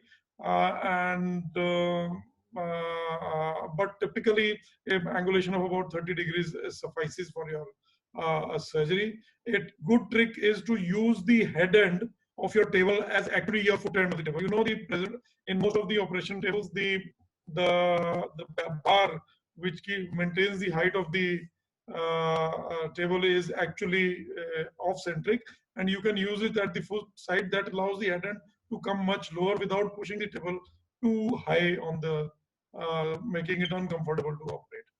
Well, this is a short video on the port insertions which we usually follow for a laparoscopic radical cystectomy. The F is the foot end of the patient, and the cross is the is the target anatomy. The port zone is the zone which is between 15 and 18 centimeter, 15 and 20 centimeter from the target, and all the ports are usually inserted in this. Dissection ports are usually inserted in this area. Just pardon me, let me get the okay. And there are 5 ports. One, this in the center, there is the camera port, as you can see right there. And the port number 1, 2, and 3 are used by the operating surgeon who is standing to the left-hand side of the patient. The HP ports are 5 mm ports, and the middle ports are 10 mm ports, and the camera port is, of course, whatever you use, 10 mm, 12 mm, or whatever. But the positioning is such that I can easily change my right hand very easily into the port across the camera so that I can operate easily. So one of the important things I'd like you to see in this slide is the supply, blood supply of the bladder. I want to point out 4 portions of the blood supply. One is the internal iliac artery actually has 2 pedicles after it emerges from the of the common iliac, pardon me. And number 1 is the inferior vesical artery, then the superior vesical complex, which consists of the medial umbilical ligament and the superior vesical artery, and then the prostatic vesical branch, which is usually a branch of the inferior vesicle, or it usually comes from the internal iliac. And the important portion which I'd like you to remember is the median umbilical artery ligament, which we'll be using as a very nice anatomical landmark.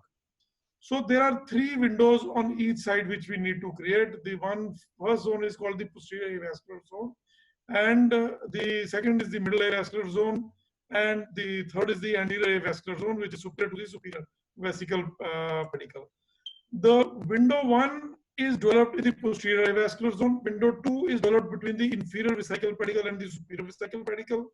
And the window 3 is actually the space of Retzius, which is anterior to the superior vesical pedicle. Just to show you, if you can see can you see my slides clearly? Yes. Okay, so this is the bladder right over there. This is the posterior avascular zone, also known as the window 1. Then there is the inferior vesical pedicle. It's just an anatomic representation. Then this is the ureter, which has been divided in this diagram. Then there is the superior vesical pedicle. And between the superior vesical pedicle and the inferior vesical pedicle is the window 2. So if you have to, if you dissect both medial and lateral to the ureter, you will actually end up in the avascular zone between the inferior vesicle and the superior vesicle. And of course, then in the window 3, which is the avascular zone, which is anterior to the superior vesical pedicle. If you should see the side view, this is the area of the window window 2 over here, which is the prostatic pedicle and whatever. This is the vesical pedicle over here, and the anterior window will be located somewhere over here. So once you have done the initial adhesiolysis, you have inserted the ports, you have usually done the adhesiolysis, which is usually there because somebody has operated a number of times for the recurrent tumor, and the patient is unwilling to accept the prognosis. And then you can see the anatomy over here. This is the external iliac artery, then the vas, and then that is the bladder with the tumor. And then one of the important landmarks is the medial umbilical ligament, which, if you remember, arose from the superior vesical pedicle. And then there is the internal inguinal ring. So you have a similar anatomy on the left-hand side. I don't need to repeat that. So what is window 1? You should start operating on the anterior surface of the ureter. You can see the ureter right over there, and you are operating on the anterior surface of the ureter till you reach the vas. As soon as you reach the vas, just posterior to the vas and anterior to the ureter is the avascular plane, which is the posterior avascular plane of the window 1. Can you see how easily it is developing just by blood dissection? You can develop this plane, and you can go deep into the pelvis, deep dissecting as deep as you can. And once you have done a reasonable amount of manipulation in this area, a nice avascular window will be created. There are no blood vessels over there. just clean up the window. You are now behind the prostate, almost behind the prostate and the seminal vesicle. And it also forms the posterior surface of the vascular pedicle. This is the posterior vascular pedicle or the inferior vesical pedicle, and this is the posterior surface of the inferior vesical pedicle. As it extends upwards, it will form the prostatic pedicle. So now I'm on the posterior surface of the prostate, a little bit of cleaning. So what I have done to create the posterior window 1 is the posterior avascular zone, which I have dissected right over there. I dissected anterior to the ureter, found the vas crossing the ureter, and dissected posterior to the vas and medial to the ureter. And I developed the posterior surface of the inferior vesical pedicle, and this was the posterior avascular window. So once you have developed the posterior avascular window, now you start dissecting lateral to the ureter. So just writing the camera, you can see the ureter right there, and you start dissecting lateral to the ureter. Please remember that the ureteric branch, the lower ureteric branch, comes from the inferior vesical artery. So when I start operating lateral to the ureter, the inferior vesical pedicle actually starts moving medially, and you can see a nice pedicle which is developing posterior to the ureter. Because I have already dissected the window 1, I am now going into the window 2, which is between the inferior vesical pedicle and the superior vesical pedicle. A nice window is developed, and this posterior vesical pedicle I will divide using this hot shear, and I will keep dividing it as far possible as I can. And if I'm lucky, I will end up next to the levator ani. So these arteries are usually small, about 1 millimeter, 2 millimeters in size, and a little down as you go a little farther. This is actually the converting into the prostatic pedicle.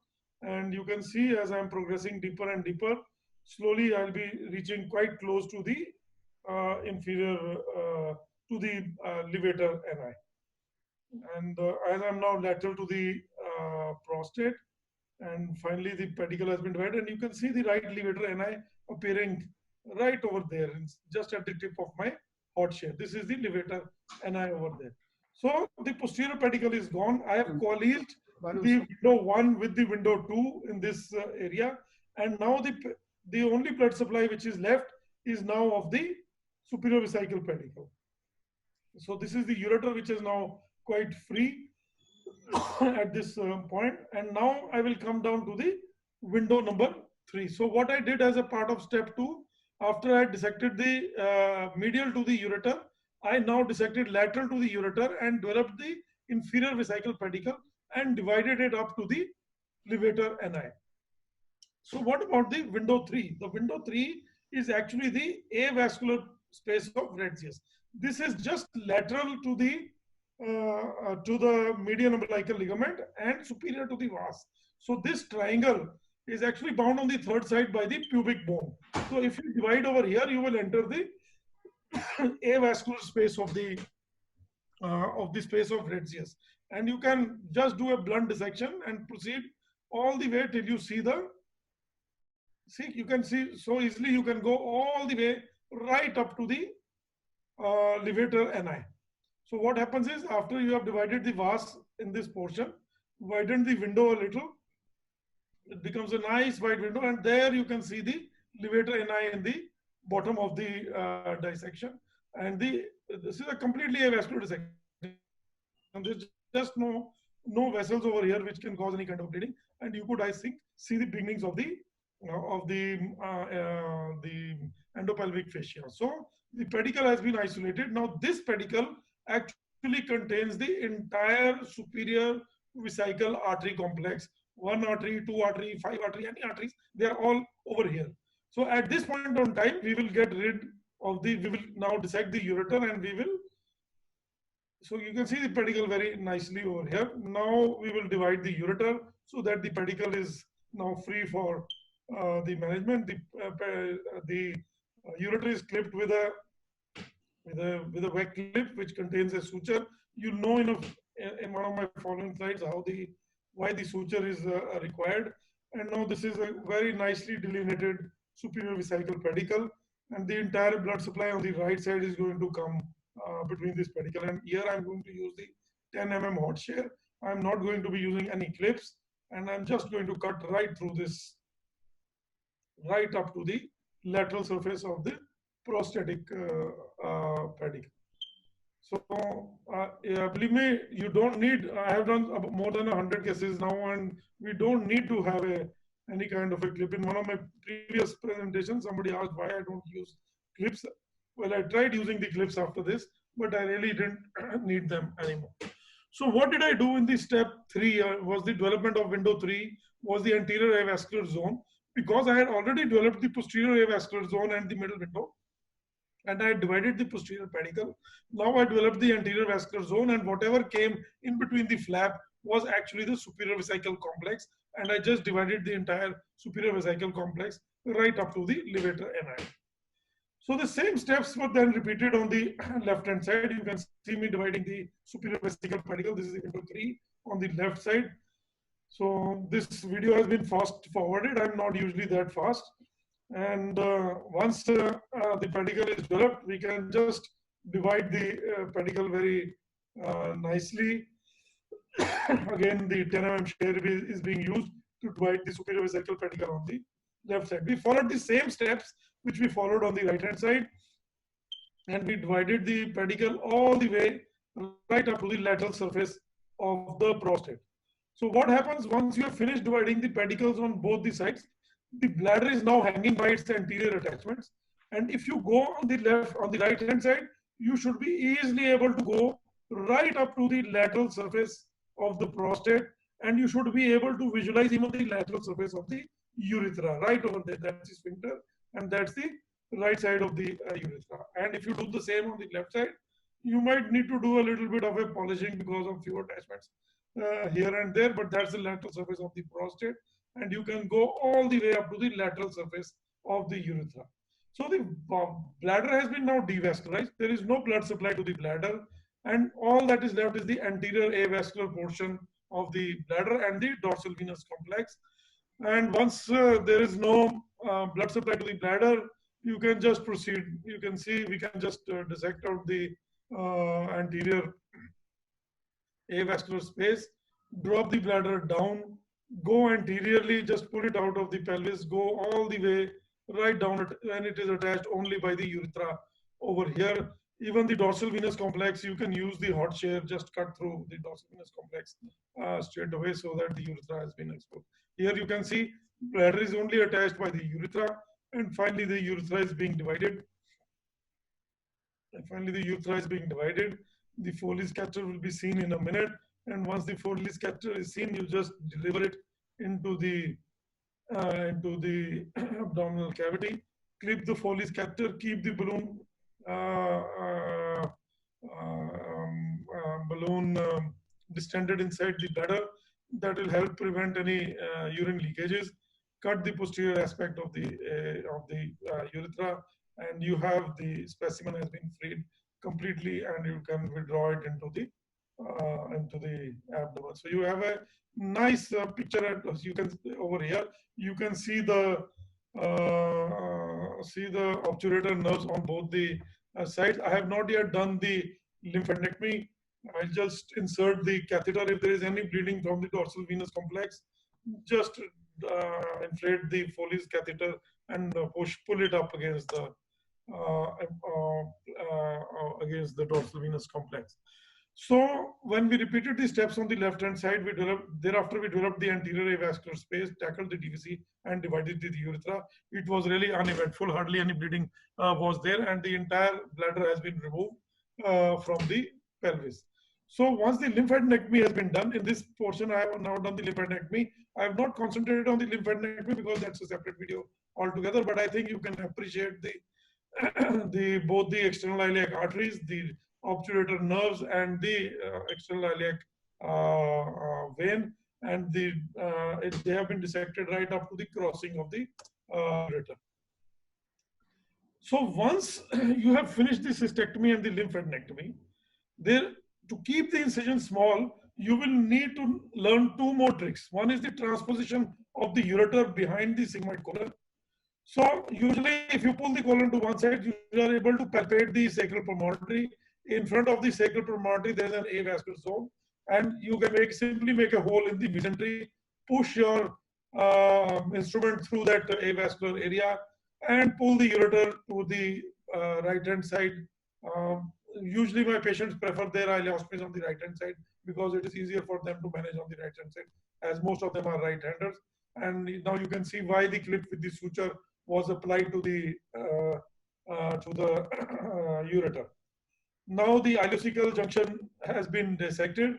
Now, one of the important things is that you shouldn't lose the advantage of having completed the entire surgery laparoscopically, and then you are not able to find out from a small incision which is a distal part of the ileum, which is the proximal part of the ileum. So here I'm just taking 2 marker sutures after I have identified the ileocecal junction. I have marked them with 2 sutures. You can see 1 suture over here. This is distal or towards the ileocecal junction, and this is proximal or away from the ileocecal junction. So to keep the incision small, you transpose the ureter and mark the ileal segment laparoscopically. And finally, you make a small incision, pull out the specimen. And since you have put those marker sutures on the ureters, all you need to do, this is the lymph nodes being removed.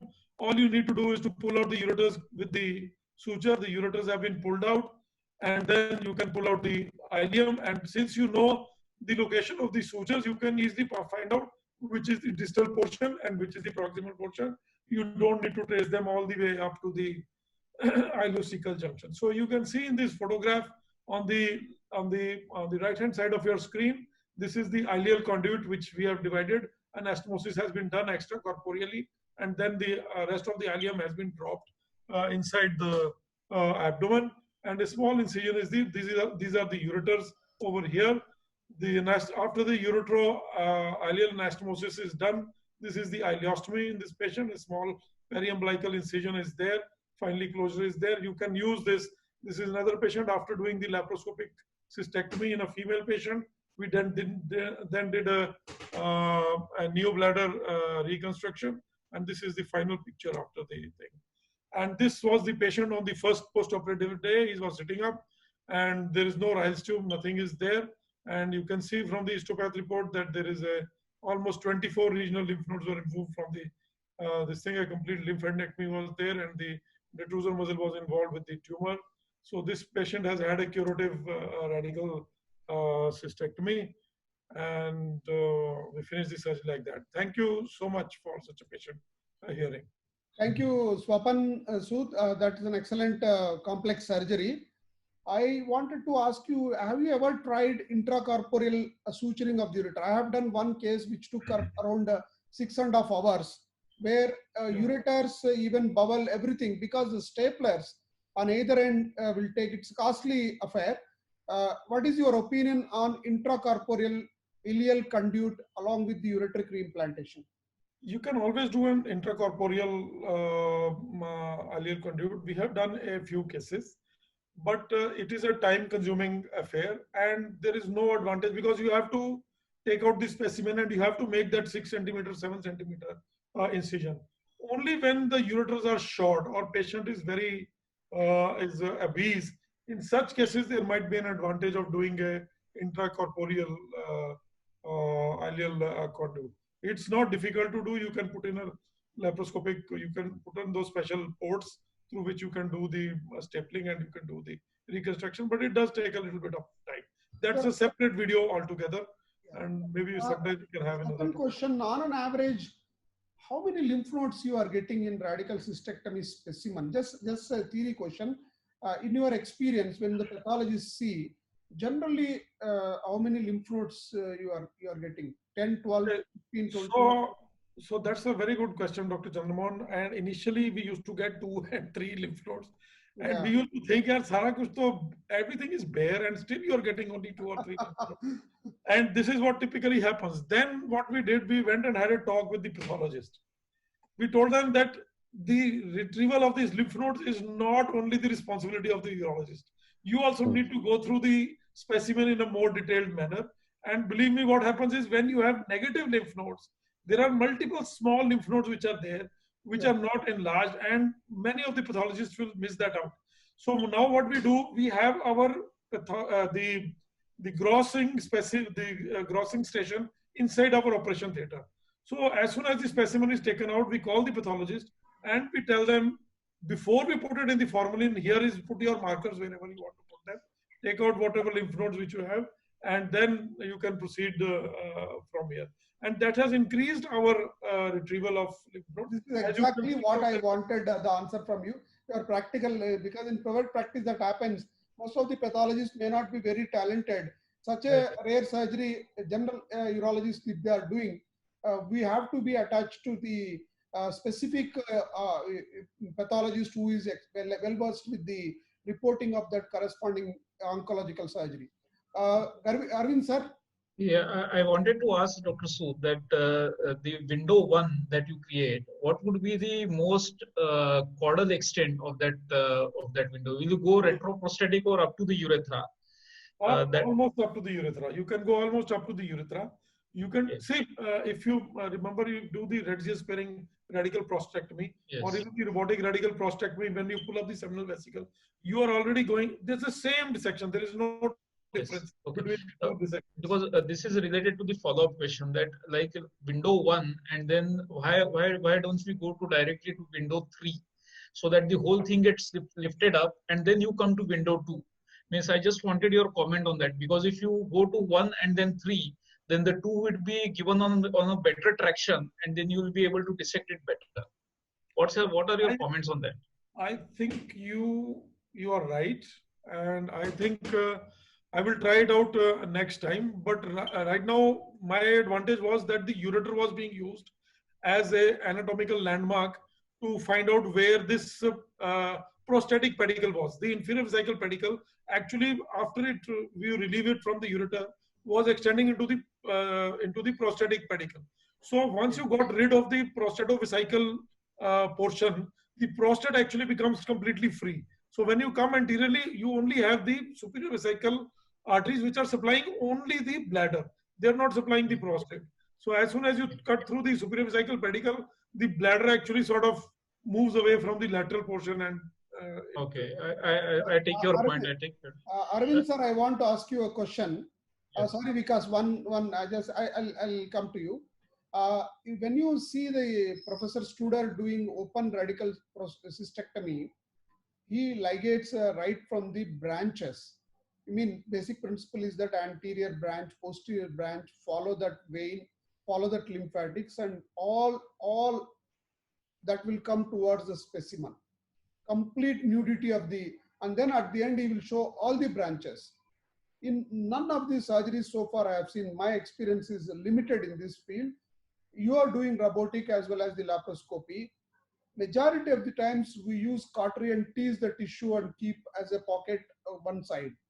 We don't really follow all the basal branches. What is your opinion on oncological principle? It all depends on how you are going to build the cat.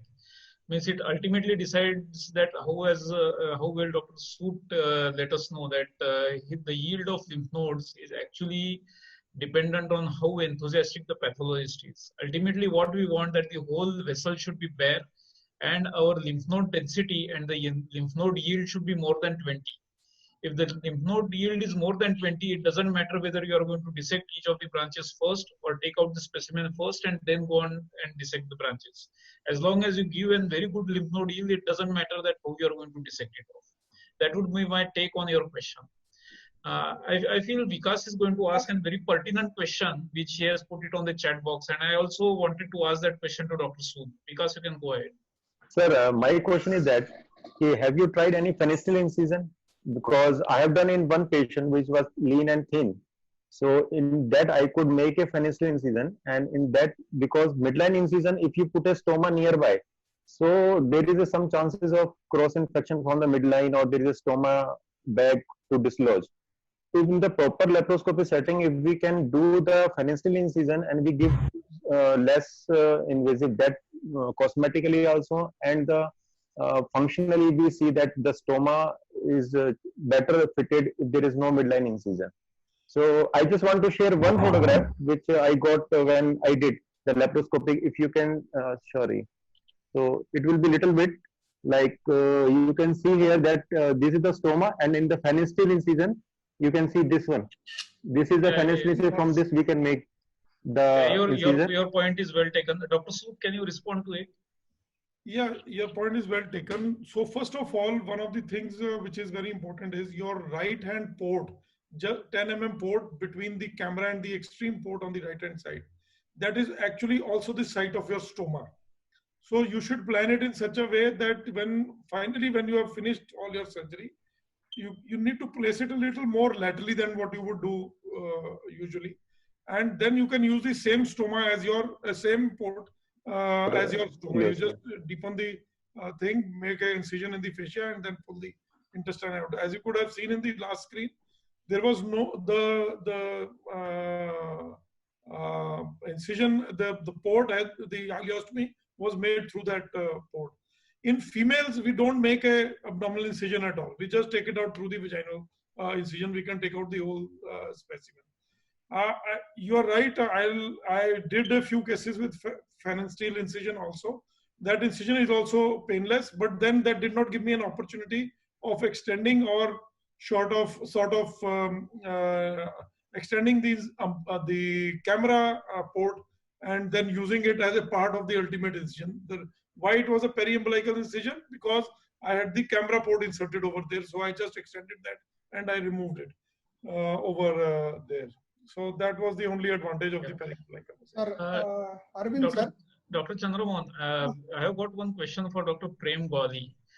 Because we did not have time to ask him that question. Actually, this is regarding the right-sided laparoscopic donor nephrectomy. What is your take? How do you manage the hilum on the right side? Do you use staplers, or do you dissect it laparoscopically and then give an incision subcostally? How do you decide whether you are going to go open or laparoscopically on the right side? No, you know, the laparoscopic donor nephrectomy, even in the right side, is the same principle. Only the thing is that on the right side, the pedicle, the vein is short. Once you retract the kidney laterally, you can gain a few, 1 or few centimeters of the length. But once you use the stapler, again, you are going to shorten the vein. So far, in my experience, I have not done the right-sided donor nephrectomy, but it is advisable. If you are using the clip and hemorrhoid clip, it is better to get the more length of the vessel on the right side. I agree with you, but I agree with you. The principle that we follow at MPOH is that we actually see the BMI of the recipient. If the recipient is really thin, then it doesn't matter that how you are going to retrieve it, because of millimeter or 2 millimeter of vein that we lose, it doesn't matter. But if the recipient is obese, then and the vein is really short on the donor side, then we would dissect it laparoscopically and then give an subcostal incision and do a proper retrieval using an Satinsky, and then take a cuff of the IVC along with it. So I was just curious to know that thing. What is your approach in such case? Yeah, we use the cuff of the IVC only in the open cases. So far, I have not done the right-sided donor nephrectomy because the stapler, which is required for the donor nephrectomy, one-sided stapler, it is not available in Nepal. Once it will be available, we'll start with the right side also. Thank you. Thanks. Dr. Chandramohan. One question from the audience to Dr. Ahmed.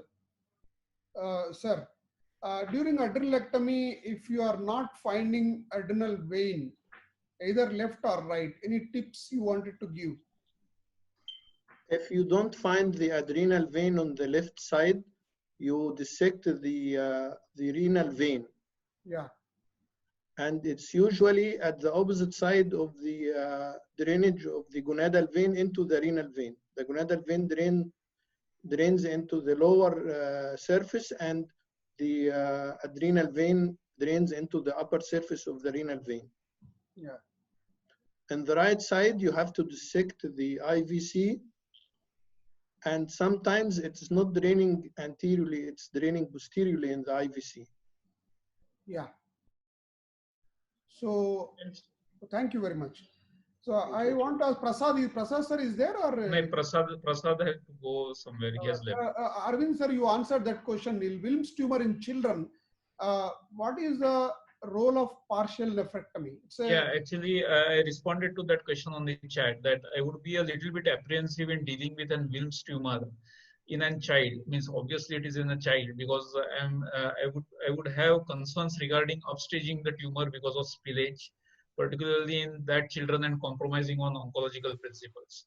So in a child, particularly very small child, I would like to go for an open approach rather than doing it laparoscopically. Dr. Nitish, you want to say a comment on that? Yeah, I would like to come. See, most of the Wilms tumor are quite large. We don't get very small tumor. And if we give chemotherapy, there is a lot of adhesions around.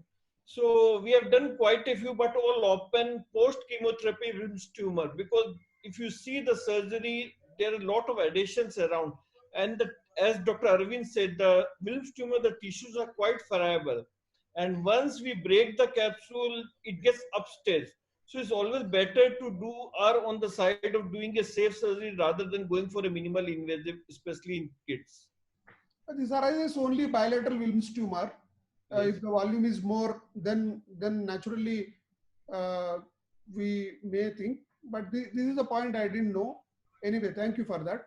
Because Sir, I want to ask you a question. Yeah, you want to say something? No. You tell, sir. You tell. You did this IVC thrombectomy. Sometimes 2 stitches before cutting the IVC to lift up. By chance, any problem arises. Do you recommend Prolene stitches at the top and below end of your incision before incising? Before incising, sir, as such, there is no need because everything is under your control. Because your slings are at proper place, you have checked, there is no bleeding. I am telling after releasing. After releasing, after releasing, may be helpful. Separate stitches. Yeah. After releasing, that way I mentioned because I don't have any control on IVC. So that's why it was risky because, but I thought that I have opened the renal vein initially because for that purpose, there is no obvious bleeding. That's what, it was a daring step. I want to ask Arvind Ganpule sir also. See, why you wanted to open renal vein instead of the general principle is that drainage first, like in AV fistula, you open the top one first and then renal vein and then bottom one. I was thinking like that. Renal vein, or else I have proper Satinsky, even in the beginning you said no need. At the end, proper Satinsky because the vein distance and quickly you can clamp it. You by spare Satinsky after while releasing everything, especially after releasing the opposite renal vein, you can have the Satinsky with you. Actually, sir, after opposite renal vein, that was the issue that so that we can check the flow and opposite renal vein, we can control if there is any bleeding. That was the only purpose. And the flushing also we see. Transplant you have done. Renal transplant we do like that. Both sides you clamp and then you see the bleeding. But if suddenly if it bleeds, you have already cut the tape. Arvind sir, any yeah, I would always keep the control the suprarenal as well as infrarenal control till the time I'm very sure that the suture line is secure. So, and because I would slightly differ with you on the timing on which you release the renal vein on the opposite side. But I think that was your intraoperative decision. So in the hindsight, I feel that was correct. And I understand your concerns also in that. Yes. So what we have discussed this case previously also in one thing. So they were saying something else too, but till now I could not find any laparoscopic control. So that we can just thing is that we can just use the clip removal, and we can release the one clip which is doing the totally tightening of the sling. So we have our clip removal, laparoscopic clip removal that we will use in next case. And so that we keep one sling around the IVC control. So that is the take-up message from this case. Okay. Your point is well taken. I think you have done it very nice. That surgery is very nice. I think high quality. I think if there are no questions, we can. Sir, I have to Dr. Chandramohan sir. Yeah. Sir, that is beautiful video that you have shown both the body flap and give courage to do that. Recently, we had one case who was having long segment stricture. Yeah. After the upper ureteric uteral thoracotomy done outside.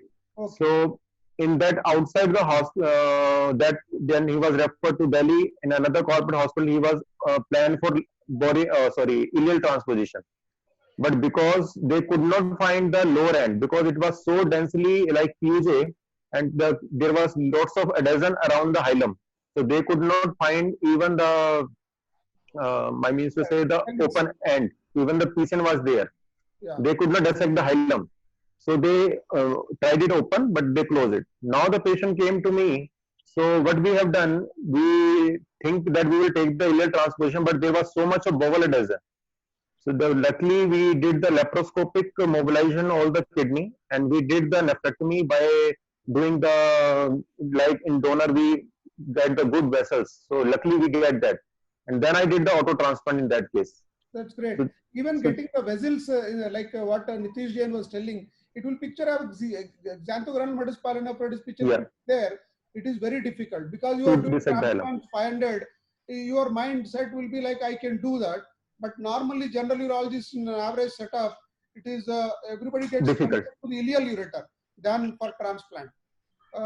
Arvind Ganpale sir, should we wind up the session? Yes, I think we'll wind up the session. Before you give the last comments, I would like to thank each and every panelist who is here, Dr. Swapan Sood sir, Dr. Ahmed Nahas, Dr. Prem Gawaliya, Dr. Vikas, Dr. Hemnath, of course, Dr. Nitish and Professor Ali. It was really a great talk, and we really appreciate the way you showed it. Prasad has left, but that he also did a great job. Thank you very much. Dr. Chandramohan, last comment before we wind up.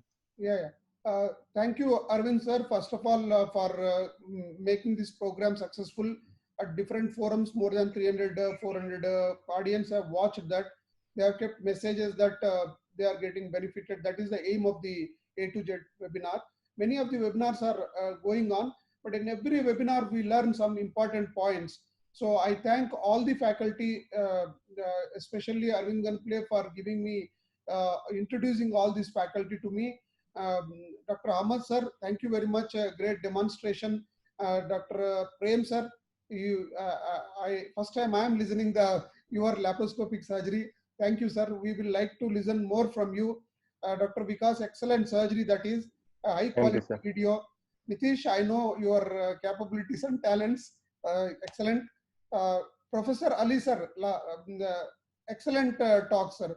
You are also a very good teacher. We learned a lot from your talk. Prasad sir also has done a very crisp, many points actually enlightened for the juniors. Hemnath, good presentation. I thank once again Swapan sir. You are the master of all surgeries. Great demonstration. These 3 window technique I did not listen in the last conference. I missed that in SIU or somewhere you presented that, I think. Thank you very much once again. Thank you all the speakers and participants for giving us this opportunity. Thank you very much. Thank you. Thank you so much. Thank you, sir. Bye-bye. Thank you so much. So be with you. Thank you, everybody. Thank you, sir. We are ending the session, sir. Thank you. Thank you, sir.